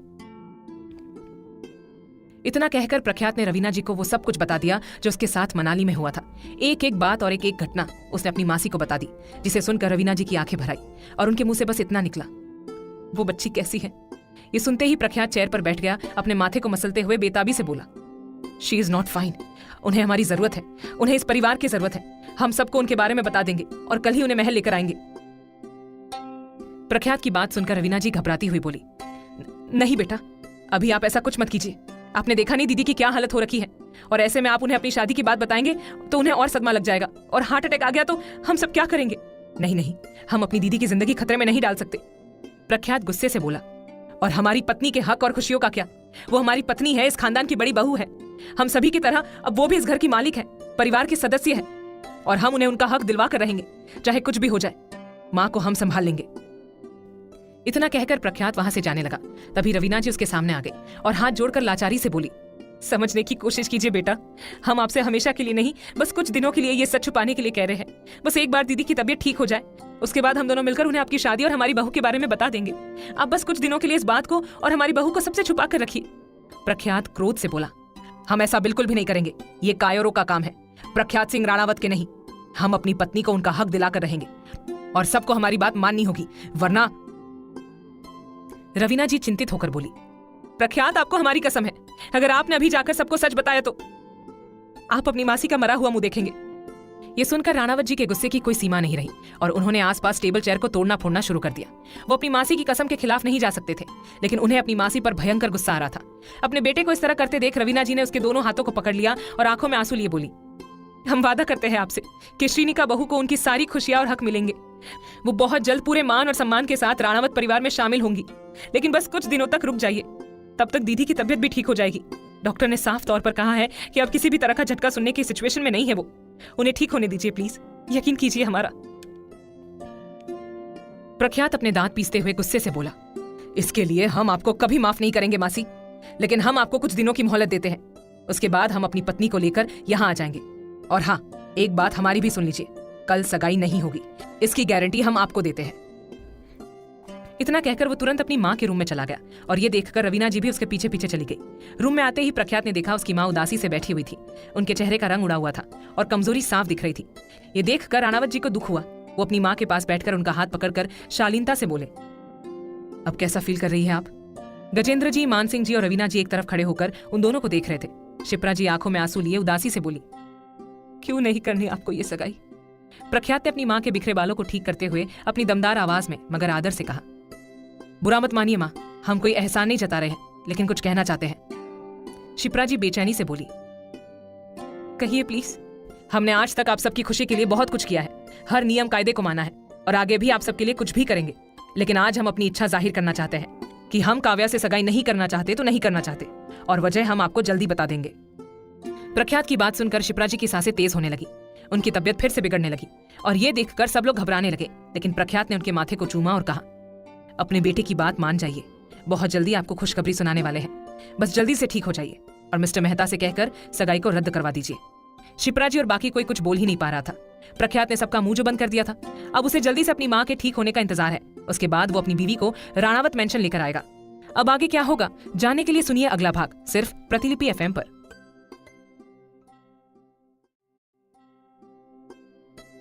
भाग 19। प्रख्यात ने अपनी माँ के बिखरे बालों को ठीक करते हुए अपनी दमदार आवाज में मगर आदर से कहा, बुरा मत मानिएगा माँ, हम कोई एहसान नहीं जता रहे हैं, लेकिन कुछ कहना चाहते हैं। शिप्रा जी बेचैनी से बोली, कहिए प्लीज। हमने आज तक आप सबकी खुशी के लिए बहुत कुछ किया है, हर नियम कायदे को माना है और आगे भी आप सबके लिए कुछ भी करेंगे, लेकिन आज हम अपनी इच्छा जाहिर करना चाहते हैं कि हम काव्या से सगाई नहीं करना चाहते तो नहीं करना चाहते, और वजह हम आप सबको जल्दी बता देंगे। प्रख्यात की बात सुनकर शिप्रा जी की सांसें तेज होने लगी, उनकी तबीयत फिर से बिगड़ने लगी और ये देखकर सब लोग घबराने लगे।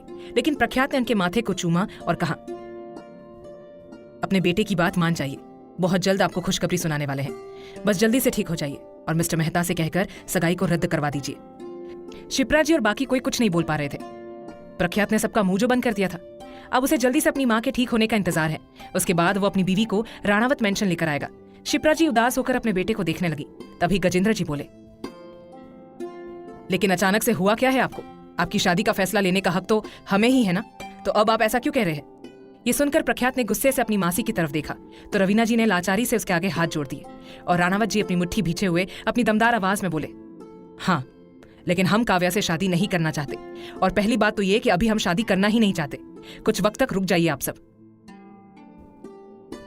प्रख्यात की बातों में बेरुखी और अपने परिवार के प्रति नाराजगी साफ नजर आ रही थी, लेकिन वो मजबूर था अपनी मासी की कसम की वजह से और अपनी माँ की बीमारी की वजह से, वरना उसका बस चले तो वो अभी अपनी पत्नी को यहाँ लेकर आए।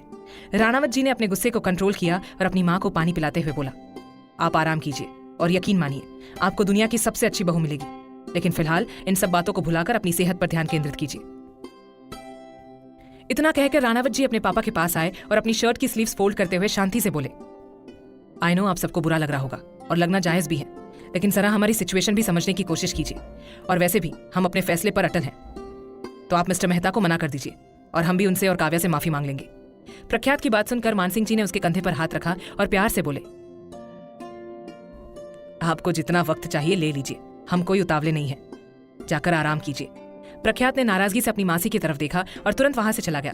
उसके जाते ही गजेंद्र जी उदास होकर अपनी बीवी के पास आए और उन्हें अपने सीने से लगाकर शांत करते हुए बोले, आप रोएंगे नहीं, वरना आपके बेटे गुस्सा करेंगे। आप चिंता मत कीजिए, हम उनकी शादी काव्या से करवा देंगे, लेकिन बस कुछ वक्त दे दो, तब तक आप ठीक हो जाइए और हम प्रख्यात को शादी के लिए मना ही लेंगे। गजेंद्र जी की बात सुनकर रवीना जी डरते हुए अपने मन में बोली, अब प्रख्यात कभी नहीं मानेंगे जीजा जी, उन्होंने अपनी जीवन संगिनी ढूंढ ली है और वो ही उनके लिए बेहतर है। अब तो आप सबको समझना होगा, बस एक बार दीदी की तबीयत ठीक हो जाए तो हम उन्हें बताएंगे कि उन्हें उनकी प्यारी सी बहू मिल गई है, लेकिन उससे पहले एक बार हम भी अपनी बहू से मिलना चाहते हैं। रवीना जी अपने मन में ही चिंतित हुए जा रही थी और उनके चेहरे के हाव भाव देखकर मानसिंह जी को काफी हैरानी हो रही थी। रवीना जी अपनी बहन के पास आई और प्यार से बोली, दीदी आप बस अपनी तबीयत पर ध्यान केंद्रित कीजिए, बाकी सब कुछ ठीक है और बेहतर होगा। जल्दी से ठीक हो जाइए, उसके बाद तो इस घर में खुशियां ही खुशियां होंगी। शिप्रा जी ने हाँ में अपनी गर्दन हिला दी और कुछ देर बाद रवीना जी वहां से चली गई। उनके पीछे पीछे मानसिंह भी चले गए। रात के 10 बज रहे थे और राणावत जी बेचैनी और बेताबी से अपने कमरे में इधर उधर टहल रहे थे। उनके दिल और दिमाग में बस उनकी नई नवेली दुल्हन घूम रही थी, जो अकेली डर रही होगी इस अनजान शहर में। राणावत जी को इससे पहले कभी अपने परिवार वालों पर इतना गुस्सा नहीं आया था जितना आज आ रहा था। काफी देर तक वे खुद से लड़ते रहे और अंत में परेशान होकर वॉशरूम में जाकर ठंडे पानी के शॉवर के नीचे खड़े हो गए। उन्होंने अपनी आंखें बंद कर ली और अपने सीने को मसलते हुए शिद्दत और तड़प से बोले, श्रीनिका। ये पुकार इतनी सच्ची और शिद्दत भरी थी कि दूर होटल में अपने रूम के एक कोने में जमीन पर सिकुड़ कर बैठी श्रीनिका का दिल जोर से धड़कने लगा और वो अपनी बेचैन नजरों को उठाकर इधर उधर देखते हुए बोली, राणावत जी। ये पुकार भी इतनी सच्ची थी कि शॉवर के नीचे खड़े प्रख्यात ने अपनी आंखें तुरंत खोली तो जुनून से बोला, हम आ रहे हैं आपके पास, आपके लिए, सिर्फ आपके लिए। प्रख्यात तुरंत रूम में आया। उसने जल्दी से कपड़े बदले। वही होटल रूम में श्रीनिका जमीन पर घुटनों में मुंह घुसाकर बैठी हुई थी, डर रही थी, कांप रही थी। यहाँ पर सब कुछ उसके लिए नया था और डरावना भी था। उसका खाना भी ऐसे ही पड़ा था, उसने छुआ तक नहीं था। बस कब से एक कोने में बैठी थी, घबरा रही थी। भले ही उसके चाचा चाची उसे बहुत परेशान करते थे, लेकिन वो वहां अकेली नहीं थी। आसपास वो सब घूमते रहते थे, लेकिन यहाँ पर तो कोई भी नहीं है। श्रीनिका उदास सी बोली, क्या राणावत जी ने भी मुझे छोड़ दिया है? मैं सच में किसी रिश्ते के लायक नहीं हूँ क्या? मुझे यहाँ पर बहुत डर लग रहा है, मुझे राणावत जी के पास। इतना कहकर वो खामोश हो गई। उसने अपने घुटनों में मुंह घुसा दिया और डरने लगी। ये खामोश कमरा उसे खाने के लिए दौड़ रहा था, उसकी तकलीफ को बढ़ा रहा था।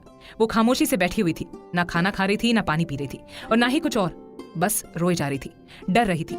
श्रीनिका कोई कमजोर या डरपोक लड़की नहीं है, लेकिन उसके हालात ऐसे हैं कि उसे ऐसा बनना पड़ा। बचपन से ही माँ बाप का साथ नहीं मिला और चाचा चाची ने इतना परेशान किया, इतना टॉर्चर किया कि एक अच्छी खासी लड़की डरपोक और कमजोर बन गई। हर छोटी छोटी बातों से घबराने लगी, लेकिन कभी उसने हिम्मत नहीं हारी। भले उसकी किस्मत खराब हो, लेकिन वो लड़ती रही, चुपचाप सबके ताने और डांट खाती रही। अगर उसकी जगह कोई और भी होता तो घबरा ही जाएगा और बिल्कुल उसी की तरह बन जाएगा। राणावत मेंशन। राणावत जी अपना मोबाइल और अपनी कार की चाबी लेकर रूम से बाहर निकल आए और बेबाक होकर नीचे हॉल में आ गए, जहां पर रवीना जी इधर उधर टहल रही थी और चिंतित हो रही थी। प्रख्यात ने उन्हें एक नजर देखा और फिर वहां से जाने लगे। तभी रवीना जी उसके पास आई और चिंतित होकर बोली, हमारी बहू के पास जा रहे हैं क्या आप? प्रख्यात, रवीना जी ने अपने हाथ से सोने के कंगन निकाले और उन्हें प्रख्यात को देते हुए बोली, ये लीजिए, बहू को हमारी तरफ से शादी का ये पहला तोहफा दे दीजिएगा और कहिएगा कि कल हम अपनी बहू से मिलने आ रहे हैं। प्रख्यात बेरुखी से बोला, उन्हें बहू बनने ही कहा दिया आपने? अपनी कसम देकर आपने मेरे हाथ पैर जुबान बांध दिए हैं, अब इन कंगनों से क्या होगा? प्रख्यात की बात सुनकर रवीना जी उदास से बोली, हम जानते हैं बेटा कि आप हमसे नाराज हैं, लेकिन यकीन मानिए हमने सब कुछ सोच समझ कर ही किया है। कुछ दिनों की बात है, उसके बाद श्रीनिका इस घर में होगी, हम सबके साथ पूरे मान और सम्मान के साथ। प्रख्यात उन कंगनों को देखते हुए अपनी दमदार आवाज में बोला, अपनी पत्नी का हक तो हम उन्हें दिलाकर ही रहेंगे, चाहे उसके लिए हमें कुछ भी क्यों ना करना पड़े। लेकिन ये कंगन आप खुद उन्हें दे दीजिएगा अपने हाथों से, जिससे उन्हें अच्छा लगेगा कि उनके सिर पर भी किसी बड़े का साया है। इतना कहकर राणावत जी तुरंत वहां से चले गए और रवीना जी उदासी से उन कंगनों को देखते हुए बोली, हमारे ऊपर यकीन कीजिए बेटा, हम आपके और बहू के साथ किसी भी तरह का अन्याय नहीं होने देंगे और श्रीनिका को उनके हिस्से की सारी खुशियां मिलेगी। बस जल्दी से दीदी की तबीयत ठीक हो जाए। ग्रैंड प्राइम होटल, रात के 11 बजे। श्री अभी भी अपने घुटनों में मुंह घुसाकर खामोशी से जमीन पर बैठी हुई थी और तभी उसके रूम के दरवाजे के खुलने की आवाज आने लगी, जिसे सुनकर वो और ज्यादा डरने लगी। खुद में सिमटने लगी कि न जाने इतनी रात को कौन आया होगा और अब उसके साथ इस अनजान शहर में क्या होगा। श्री की तो हालत खराब होने लगी थी। उसने कसकर अपनी आंखें बंद कर ली और घुटनों में मुंह घुसाकर कांपने लगी। तभी रूम का लॉक खुला और एक आकर्षक और दमदार पर्सनालिटी का व्यक्ति, जिसने डार्क ब्राउन शर्ट और ब्लैक पैंट पहनी हुई थी, बेताब होकर रूम के अंदर आता है। अंदर आकर उसने रूम का दरवाजा बंद किया और जैसे ही सामने की तरफ अपनी जुनूनी और बेताब नजरों से देखा तो उसे अपनी पत्नी कहीं भी नजर नहीं आई। ये देखकर राणावत जी थोड़े परेशान हो गए और बेताबी से बोले, मिसेस राणावत। ये आवाज सुनते ही श्रीनिका का दिल जोर से धड़कने लगा, आंखों से आंसू बहने लगे। उसने अपनी नजरें उठाकर देखा तो उसे राणावत जी नजर आए, जिन्हें देखकर वो भावुक हो गई। प्रख्यात चिंतित होकर आगे बढ़ते हुए अपनेपन से और शिद्दत से बोले, मिसेस राणावत कहाँ हैं आप? प्रख्यात की बेचैनी और तड़प बढ़ती जा रही थी। उसे चंदन की महक तो आ रही थी, लेकिन वो मोहिनी कहीं नजर नहीं आ रही थी। ये देखकर वो परेशान होने लगे। तभी श्रीनिका की मीठी और मनमोहक आवाज आई, राणावत जी। ये सुनते ही वो आगे आए तो उसने देखा उसकी पत्नी एक कोने में सिमटकर जमीन पर बैठी हुई थी। ये देखकर प्रख्यात को बहुत बुरा लगा। वो तुरंत उसके पास आया और अपने घुटनों के बल बैठकर उसके चेहरे को थामने लगा, लेकिन रुक गया और दूर से ही बेचैनी से बोला, ये क्या, आप इस तरह नीचे क्यों बैठी हैं? सब ठीक तो है ना? श्रीनिका धीमी और डरी सहमी सी हुई बोली, मुझे बहुत डर लग रहा था और इस तरह बैठने से अक्सर मुझे डर नहीं लगता है। ये सुनकर प्रख्यात के सीने में अजीब सा दर्द हुआ। सच में आज तक उसने कितनी सुख सुविधा वाली जिंदगी जी है, लेकिन इस मासूम और नाजुक सी कन्या को तो देखो, कितने दुख के साथ इसने जिंदगी जी है। लेकिन अब ऐसा नहीं होगा। राणावत जी अपनी दमदार आवाज में आदर से बोले, लाइए हाथ दीजिए अपना। श्री ने हिचकिचाते हुए अपना हाथ राणावत जी के हाथ पर रख दिया और प्रख्यात ने उसे खड़ा कर दिया। खड़े होते ही श्रीनिका ने उससे दूरी बना ली और नजरें झुकाकर खड़ी हो गई। प्रख्यात की नजर खाने पर पड़ी तो वो गुस्से से बोला, ये सब क्या है? आपने खाना क्यों नहीं खाया? I don't like this kind of behaviour. Shrinika झेप गई और तुरंत सोफे पर बैठकर खाना खाने लगी। ये देखकर राणावत जी के चेहरे पर मुस्कान आ गई और वो अपनी पत्नी को देखते हुए शिद्दत से बोले, वैसे हमने भी खाना नहीं खाया है। ये सुनकर श्रीनिका थोड़ी खिसक गई और ये देखकर तो राणावत जी का तन बदन सिहर उठा और वो तुरंत उसके पास आकर बैठ गए और बोले, हम अभी और खाना ऑर्डर कर देते हैं। श्रीनिका, इसी प्लेट में से खा लीजिए, हम इतना नहीं खा पाएंगे। प्रख्यात तुरंत अपनी सख्त आवाज में बोला, ठीक से और प्रॉपर खाना खाया कीजिए, वरना आप कमजोर पड़ जाएंगी और आगे चलकर आपको कई मेहनत के काम करने हैं, तो ताकत बढ़ा लीजिए खुद में। ये सुनकर श्रीनिका सोच में पड़ गई कि उसे आगे जाकर ऐसा क्या मेहनत का काम करना है। वही प्रख्यात को एहसास हुआ कि वो जोश जोश में क्या और किसके सामने बोल गया। अपनी बात बदलते हुए वो श्री की प्लेट में से ही खाना खाने लगा और एक टक शिद्दत से उस मोहिनी को देखता रहा, जिसकी सुंदरता की कोई होड़ ही नहीं। उसके बदन से आती चंदन की महक उफ दीवाना बना रही थी राणावत जी को। कुछ देर बाद राणावत जी विहान से कॉल पर बात करते हुए रूम के बालकनी में चले गए और इसी का फायदा उठाकर श्रीनिका अपनी जगह से खड़ी हुई। उसने अपने हैंडबैग से कंघी निकाली और आईने के सामने खड़ी होकर अपने बाल संवारने लगी। कुछ ही देर में राणावत जी रूम में आ गए और अपनी पत्नी के खुले बालों को देखते हुए सोफे पर किसी राजा की तरह बैठ गए और अपनी दाढ़ी मसलते हुए जुनून से अपनी बीवी को पीछे से ऊपर से नीचे तक देखने लगे और बावले होने लगे। श्री का अभी ध्यान नहीं था, वो तो अपने बालों में खोई हुई थी। श्रीनिका आईने के सामने खड़ी होकर अपने बाल संवार रही थी और प्रख्यात उसे बेसब्री से घूर रहा था। अब उससे रहा नहीं गया, वो तुरंत उसके पास आया और उसने श्री को पकड़कर अपनी बाहों में खींच लिया। श्री घबरा गई और राणावत जी उसकी आंखों में देखते हुए जुनून से बोले, क्या हम आपको अच्छे लगते हैं? श्रीनिका उसकी मजबूत बाहों से छूटने की कोशिश करते हुए घबराहट से बोली, जी क्या? प्रख्यात बेसब्री से और जुनून से बोला, मतलब हमें देखकर आपको कुछ कुछ होता है?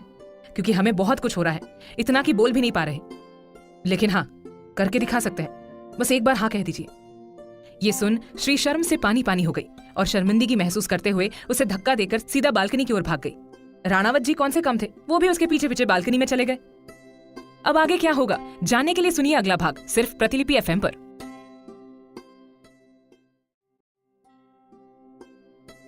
भाग 20।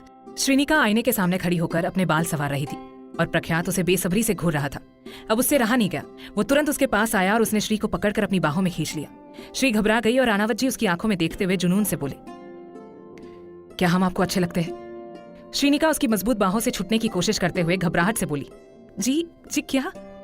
प्रख्यात बेसब्री से और जुनून से बोला, मतलब हमें देखकर आपको कुछ कुछ होता है? क्योंकि हमें बहुत कुछ हो रहा है, इतना कि बोल नहीं पा रहे, लेकिन हाँ करके दिखा सकते हैं, बस एक बार हाँ कह दीजिए। ये सुन श्री शर्म से पानी पानी हो गई और शर्मिंदगी महसूस करते हुए उसे धक्का देकर सीधा बालकनी की ओर भाग गई। राणावत जी कौन से कम थे, वो भी उसके पीछे पीछे बालकनी में चले गए। राणावत जी अपने जुनून में सवार उत्तेजित होकर बालकनी में आए तो देखा उनकी नई नवेली दुल्हन रेलिंग से टिककर खड़ी थी। पलके शर्म से झुकी हुई थी, गाल लाल हुए जा रहे थे और चेहरे पर हया की लालिमा छाई हुई थी। ये सब देखकर तो प्रख्यात की भावनाएं और इच्छाएं जागने लगी और वो सच्ची शिद्दत से बोला, मिसेस राणावत। ये सुनकर श्रीनिका का दिल धक धक करने लगा। उसने तुरंत अपनी नजरें उठाकर तलब और तपिश से अपने पति की तरफ देखा और अपनी बाहें फैला दी।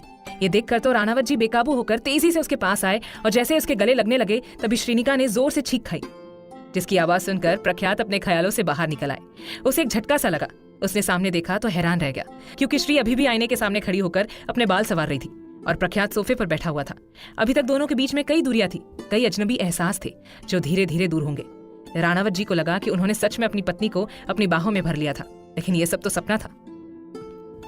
श्रीनिका आईने के सामने खड़ी थी। उसे शायद जुकाम हो गया था, क्योंकि वो बार बार छींक रही थी। प्रख्यात अपनी जुनूनी निगाहों से उसे छींक लेते हुए देखे जा रहा था। इस नाजुक कन्या की तो छींक भी कितनी प्यारी सी और छोटी सी है। वो अपनी जगह से खड़ा हुआ और उसके पास आकर अपनी दमदार आवाज में आदर से बोला, आपको जुकाम हो गया है, हम दवाई लाए आपके लिए। श्रीनिका हड़बड़ा गई उसे देखकर और उसने तुरंत अपने सिर पर पल्लू लिया और नजरें झुकाकर बोली, जी जी नहीं, मैं ठीक हूं। उसके सिर पर पल्लू देखकर प्रख्यात अपनी पैंट के जेब में हाथ डालकर बोला, अब इसकी जरूरत नहीं है, लेकिन जब आप अपने सास ससुर के सामने जाएंगी, उनसे मिलेंगी, तब जरूर सिर पर पल्लू ले लेना, उनके प्रति अपना आदर प्रकट करने के लिए, और बाद में पल्लू हटा सकती है। अपने सास ससुर के बारे में सुनकर श्रीनिका कुछ सोचने लगी कि उसके भी सास ससुर होंगे, यानी कि काफी बड़ा परिवार होगा, और सबसे मिलकर वो कैसे रिएक्ट करेगी और उसे देखकर सब लोग क्या कहेंगे। श्रीनिका थोड़ी हिचकिचाते हुए बोली, जी एक सवाल पूछूं? प्रख्यात अपनी दाढ़ी मसलते हुए उसके कांपते हुए हाथों को देखकर बोला, पहले तो डरना और कांपना बंद कर दीजिए, हम कोई शैतान नहीं, और अब आराम से खुलकर बोलिए। श्रीनिका ने गहरी सांस ली और अपनी उंगली को मोड़ते हुए बोली, आपकी फैमिली बहुत अमीर है क्या? मेरा मतलब है कि क्या आपके परिवार के अनुसार मैं हूं या नहीं? मतलब क्या वो लोग मुझे एक्सेप्ट करेंगे? क्योंकि मेरे पास अपने माता पिता की तस्वीर के अलावा कुछ नहीं है और मैं पहाड़ी लड़की हूँ। मुझे आप लोगों के रीति रिवाज, वेशभूषा और बोलीचाली भी नहीं आती। श्रीनिका की बात सुनकर प्रख्यात वापस सोफे पर जाकर ठाठ से बैठ गया। अपनी टांग पर टांग रखते हुए अपनी एक जांघ पर हाथ फेरते हुए अपनी दमदार और आकर्षक आवाज में बोला, आइए बैठकर बात करते हैं, लगता है काफी कुछ समझाने की जरूरत है आपको। श्रीनिका थोड़ा घबराने लगी, लेकिन वो हिम्मत करते हुए आगे आई और राणावत जी से थोड़ी दूरी बनाकर सोफे पर बैठ गई। उसके बैठते ही राणावत जी उसकी झुकी हुई पलकों को देखते हुए अपनी रौबदार आवाज में बोले, सबसे पहली बात तो ये कि आपको किसी के अनुसार नहीं बनना है। जैसी आप है वैसी ही राणावत परिवार में शामिल होंगी और उस खानदान की बड़ी बहू बनेंगी। दूसरी बात, पूरे परिवार को आपको अपनी बहू के रूप में एक्सेप्ट करना ही पड़ेगा, वरना हम तो है ही आपके लिए। तीसरी बात, आप भी शिव की भक्त हैं और हम भी उन्हीं को चाहते हैं, तो हम दोनों एक ही हुए, क्योंकि हमारा भगवान एक ही है, हमारे महादेव। जाति, रीति, वेश, भाषा से बढ़कर अगर कुछ है तो वो है हमारा धर्म, हमारे भगवान महादेव। चौथी बात, वैसे तो अमीर गरीब हमारी नजरों में कुछ नहीं होता, लेकिन सच्चाई तो यही है कि पैसे भी आजकल जिंदगी का एक अहम हिस्सा बन चुका है। तो अब आपके पास किसी चीज की कोई कमी नहीं है। शो ऑफ नहीं कर रहे हैं, लेकिन सच तो यही है कि अब आप एक अरबपति की पत्नी हैं, यानी कि हमारी पत्नी प्रख्यात सिंह राणावत की पत्नी। आपको ना कुछ करना है और ना ही कुछ एक्स्ट्रा सोचना है, क्योंकि उसके लिए हम बैठे हैं। इतना कहकर राणावत जी अपनी पत्नी के जवाब का इंतजार करने लगे। उसकी आवाज सुनने के लिए तड़पने लगे, लेकिन वो कुछ नहीं बोली, बस अपनी 4 चूड़ियों को आगे पीछे करती रही। प्रख्यात उसकी चूड़ियों को देखते हुए शिद्दत से बोला, कुछ कहेंगी नहीं आप? श्रीनिका, डर लग रहा है। प्रख्यात सच्ची शिद्दत और जुनून से उसकी पलकों को देखते हुए, हमारे होते हुए भी। ये सुनते ही श्री ने अपनी नजरें उठाकर बेचैनी और तड़प से अपने पति की जुनून और शिद्दत भरी निगाहों में देखा तो उसका पूरा बदन सियर उठा और गाल अपने आप ही लाल हो गए। आसपास का माहौल बेहद आकर्षक और हसीन बनने लगा। श्री के दिल की धड़कनें बढ़ने लगी और धीरे धीरे राणावत जी उसके रसीले होठों को देखते हुए उसके करीब आने लगे। ये देखकर श्रीनिका घबराने लगी और तुरंत अपनी जगह से खड़ी हो गई, इससे पहले कि प्रख्यात उसे छूता। उसे ऐसा करते देख प्रख्यात ने भी अपने आप को रोक लिया और अपनी नजरें चुराते हुए बोला, चलिए सो जाते हैं, कल हम आपको हम दोनों के घर ले जाएंगे। ये सुनकर श्रीनिका सवालिया नजरों से उसे देखने लगी। तभी उसने अपनी बीवी की तरफ अपनी तेज नजरों से देखा तो वो झेप गई और नजरें झुका ली। ये देखकर राणावत जी आकर्षक मुस्कान लिए बोले, कुछ मजबूरियां हैं जिस वजह से आपको आपके असली घर कुछ दिनों बाद ही ले जाएंगे। श्रीनिका को टेंशन होने लगी कि कहीं उसकी वजह से प्रख्यात की जिंदगी में कोई दिक्कत तो नहीं आ गई, कहीं उसके परिवार वालों ने उससे नाराजगी जाहिर तो नहीं कर दी। मासूम सी श्री यही सब सोच रही थी। तभी राणावत जी बोले, आइए सो जाइए। श्रीनिका अपने ख्यालों से बाहर निकल आई और बेड पर जाकर एक कोने में सिमट कर बैठ गई। ये देखकर राणावत जी बोले, क्या हम भी बेड पर आपके साथ? ये सुनकर श्रीनिका तुरंत बोली, जी नहीं। प्रख्यात के चेहरे पर आकर्षक मुस्कान आ गई और वो सोफे पर बैठते हुए बोला, ठीक है, हम यही बेहतर है, आप आराम से लेट जाए। श्रीनिका चुपचाप लेट गई और खुद को पूरी तरह से चादर से ढक लिया और अपनी आंखें बंद कर ली। राणावत जी ने सोफे से सिर टिका दिया और अपनी जुनूनी निगाहों से एक टक उस मोहिनी का खूबसूरत चेहरा देखते हुए अपने मन में सच्ची शिद्दत से बोले, दीवाना कर रहा है आपका ये रूप, मदहोश हो रहे हैं आपके ये पति, बताइए अब जाए तो जाए कहाँ? राणावत जी काफी देर तक अपनी पत्नी को देखते रहे और कुछ देर बाद रूम की लाइट्स बंद करके सोफे पर लेट गए और अपनी आंखें बंद करके अपने परिवार के बारे में और अब श्रीनिका के बारे में भी सोचने लगे और उन्हें नींद आ गई। रात के 12 बजे श्रीनिका ने अपनी आंखें खोली और सोफे पर लेटे प्रख्यात को देखने लगी। उसे बुरा लग रहा था कि उसकी वजह से इतने बड़े और अमीर आदमी को यूं सोफे पर सोना पड़ रहा है। काफी देर तक सोचने के बाद वो बेड से उठकर सोफे के पास आई और धीमी आवाज में बोली, सुनिए। प्रख्यात गहरी नींद में था, इसलिए उसने कोई जवाब नहीं दिया और ये देखकर श्री अपनी उंगलियां मोड़ते हुए फिर से बोली, उठिए ना राणावत जी। प्रख्यात अभी भी नहीं उठा। अब परेशान होकर श्री ने अपना हाथ आगे बढ़ाया और प्रख्यात के माथे पर अपनी उंगली टैप करते हुए बोली, राणावत जी। उसकी छुअन पाते ही प्रख्यात ने तुरंत अपनी आंखें खोली और अपने जुनून में सवार होकर तुरंत उसका हाथ पकड़ लिया। ये देखकर श्रीनिका घबरा गई और हड़बड़ाते हुए वहां से जाने लगी। तभी उसका पल्लू उसके तन से अलग होकर जमीन पर गिर गया और अब राणावत जी के सामने वो लाल ब्लाउज में खड़ी थी। उसका गोरा सा पेट दिख रहा था, उसका सीना उभर कर दिख रहा था और सांसें तेज होने की वजह से सीना ऊपर नीचे हो रहा था। ये सब देखकर तो राणावत जी अपनी निगाहों में कई अरमान और इच्छाएं लिए अपनी जगह से खड़े हो गए और अपनी बीवी की तरफ बढ़ने लगे। वही श्रीनिका शर्म से पानी पानी हो गई, उसकी हालत खराब होने लगी और उसके पति उसके एकदम करीब आ गए। अब श्रीनिका ने अपनी आंखें बंद कर ली और तभी प्रख्यात ने उसका पल्लू उठाकर उसके तन से लगा दिया। ये देखकर श्रीनिका को काफी हैरानी हुई क्योंकि प्रख्यात की नजरें झुकी हुई थी और वो आदर से बोला, तो आप हमें क्यों बुला रही थी? श्रीनिका चैन की सांस लेकर बोली, मैं कह रही थी कि आप भी बेड पर लेट जाइए, बेड की साइज काफी बड़ी है। ये सुनकर राणावत जी अपनी दाढ़ी मसलते हुए जुनून से बोले, और अगर बेड की साइज छोटी होती तो? श्रीनिका के गाल लाल हो गए। वो तुरंत बेड पर जाकर बैठ गई और अपने पति का इंतजार करने लगी। राणावत जी निगाहों में जुनून लिए बेड पर आ गए और अपनी मोहिनी के बगल में आराम से लेटते हुए बोले, शुभ रात्रि। श्रीनिका भी थोड़ा असहज महसूस करते हुए चुपचाप सिकुड़कर बेड पर लेट गई और पूरा ख्याल रखने लगी कि नींद में कोई गड़बड़ नहीं होनी चाहिए। वो काफी ख्याल रखती रही और अंत में गहरी नींद के आगोश में चली गई। उसके सोते ही प्रख्यात ने भी सुकून से अपनी आंखें बंद कर ली और वही दूसरी तरफ काव्या की आंखों में आंसू थे। वो बेड पर उल्टी लेटी हुई थी, उसकी तो नींद उड़ चुकी थी। ये सुनकर कि प्रख्यात उससे सगाई या शादी नहीं करना चाहता, लेकिन ऐसा क्यों?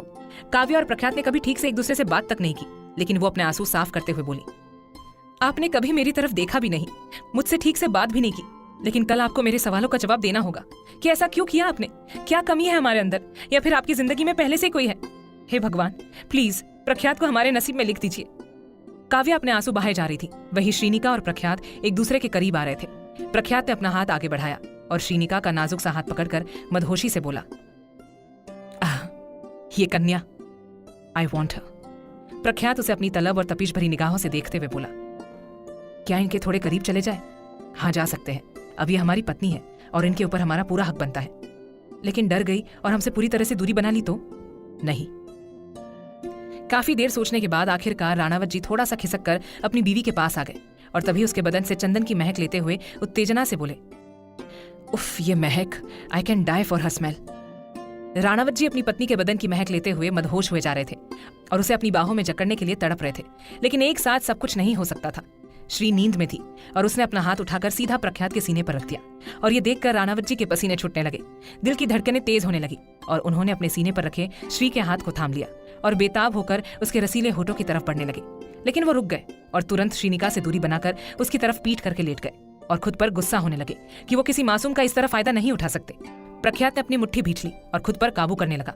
अगले दिन सुबह 7 बजे ही श्रीनिका उठकर चुपचाप सोफे पर जाकर बैठ गई और सोए हुए अपने पति को देखने लगी। तभी श्रीनिका का फोन बजने लगा। उसने स्क्रीन पर अपनी चाची का नाम देखा और बिना सोचे समझे तुरंत कॉल अटेंड करके बोली, चाची जी, आप ठीक तो है ना? इतना कहते ही जैसे ही श्रीनिका ने सामने देखा तो डर के मारे उसके हाथ से फोन छूट गया और वो घबराने लगी। बेड पर बैठा प्रख्यात अपनी सख्त और कठोर नजरों से उसे घूर रहा था और अपनी मुट्ठी भींच रहा था। क्या होगा आगे जानने के लिए सुनिए अगला भाग सिर्फ प्रतिलिपि एफएम पर।